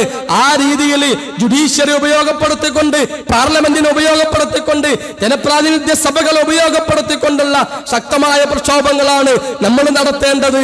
അതിന് അണിചേരുവാൻ ബൗദ്ധികമായിക്കൊണ്ടും ശാരീരികമായിക്കൊണ്ടും സാമ്പത്തികമായിക്കൊണ്ടും നമ്മൾ സഹായിക്കേണ്ട, നമ്മൾ ഒന്നിച്ചു നിൽക്കേണ്ട, നമ്മൾ കോൺട്രിബ്യൂട്ട് ചെയ്യേണ്ടതായ സന്ദർഭമാണെന്ന് തിരിച്ചറിഞ്ഞുകൊണ്ട് ഈ ഒരു രീതിയിലുള്ള സമരങ്ങളുമായി മുന്നോട്ട് പോകുന്ന മുസ്ലിം യൂണിറ്റിക്ക് കീഴിൽ അണിനിരക്കുവാൻ നമ്മളെല്ലാവരും തയ്യാറാവുക. അതോടൊപ്പം പടച്ചതമ്പുരാനോട് നിരന്തരം പ്രാർത്ഥിച്ചുകൊണ്ടിരിക്കുകയും ചെയ്യുക. ഈ രീതിയിലുള്ള പ്രതിലോമ ശക്തികൾക്കെതിരെ വിജയം നൽകുവാൻ, പടച്ചറബിന്റെ ശരീഅത്ത് അനുസരിച്ചുകൊണ്ട് ജീവിക്കാനുള്ള അന്തരീക്ഷം നമ്മുടെ നാട്ടിൽ ഉണ്ടാക്കി തരുവാൻ റബ്ബിനോട് നമ്മൾ നിരന്തരം പ്രാർത്ഥിച്ചു കൊണ്ടിരിക്കുകയും ചെയ്യുക. അള്ളാഹു അനുഗ്രഹിക്കുമാറാകട്ടെ. അവന്റെ ദീൻ മുറുകെ പിടിച്ചുകൊണ്ട് ജീവിതകാലം മുഴുവൻ അത് പ്രബോധനം ചെയ്തുകൊണ്ട് അതിനെ ഉള്ളിൽ വിശ്വാസമായി സ്വീകരിച്ചുകൊണ്ട് തന്നെ മരണപ്പെടുവാനും നമുക്കേവർക്കും അല്ലാഹു തൗഫീഖ് നൽകുമാറാകട്ടെ. നമ്മുടെ മുഴുവൻ ശ്രമങ്ങളെയും പടച്ചതമ്പുരാൻ ആ വിഷയത്തിൽ വിജയകരമാക്കി തീർക്കുമാറാകട്ടെ. മുസ്ലിം ഉമ്മത്തിനെ ബാധിക്കുന്ന ഇത്തരം പ്രശ്നങ്ങളിൽ അടിപതറാതെ മുന്നോട്ട് പോകുവാൻ നമ്മുടെ നേതൃത്വത്തിനും അല്ലാഹു കരുത്തു നൽകുമാറാകട്ടെ. നമ്മളെ എല്ലാവരെയും ആ രീതിയിലുള്ള ഒരു ശരീഅത്തിന്റെ അന്തരീക്ഷത്തിൽ ജീവിക്കാനുള്ളതായ ഇന്ത്യൻ മണ്ണിനെ ആ രീതിയിൽ പാകപ്പെടുത്തുവാൻ അല്ലാഹു തൗഫീഖ് നൽകുമാറാകട്ടെ. വാഖിറു ദഅവാന അൽഹംദുലില്ലാഹി റബ്ബിൽ ആലമീൻ വസല്ലല്ലാഹു അലൽ മുർസലീൻ വസ്സലാമു അലൈക്കും വറഹ്മത്തുള്ളാഹി വബറകാതുഹു.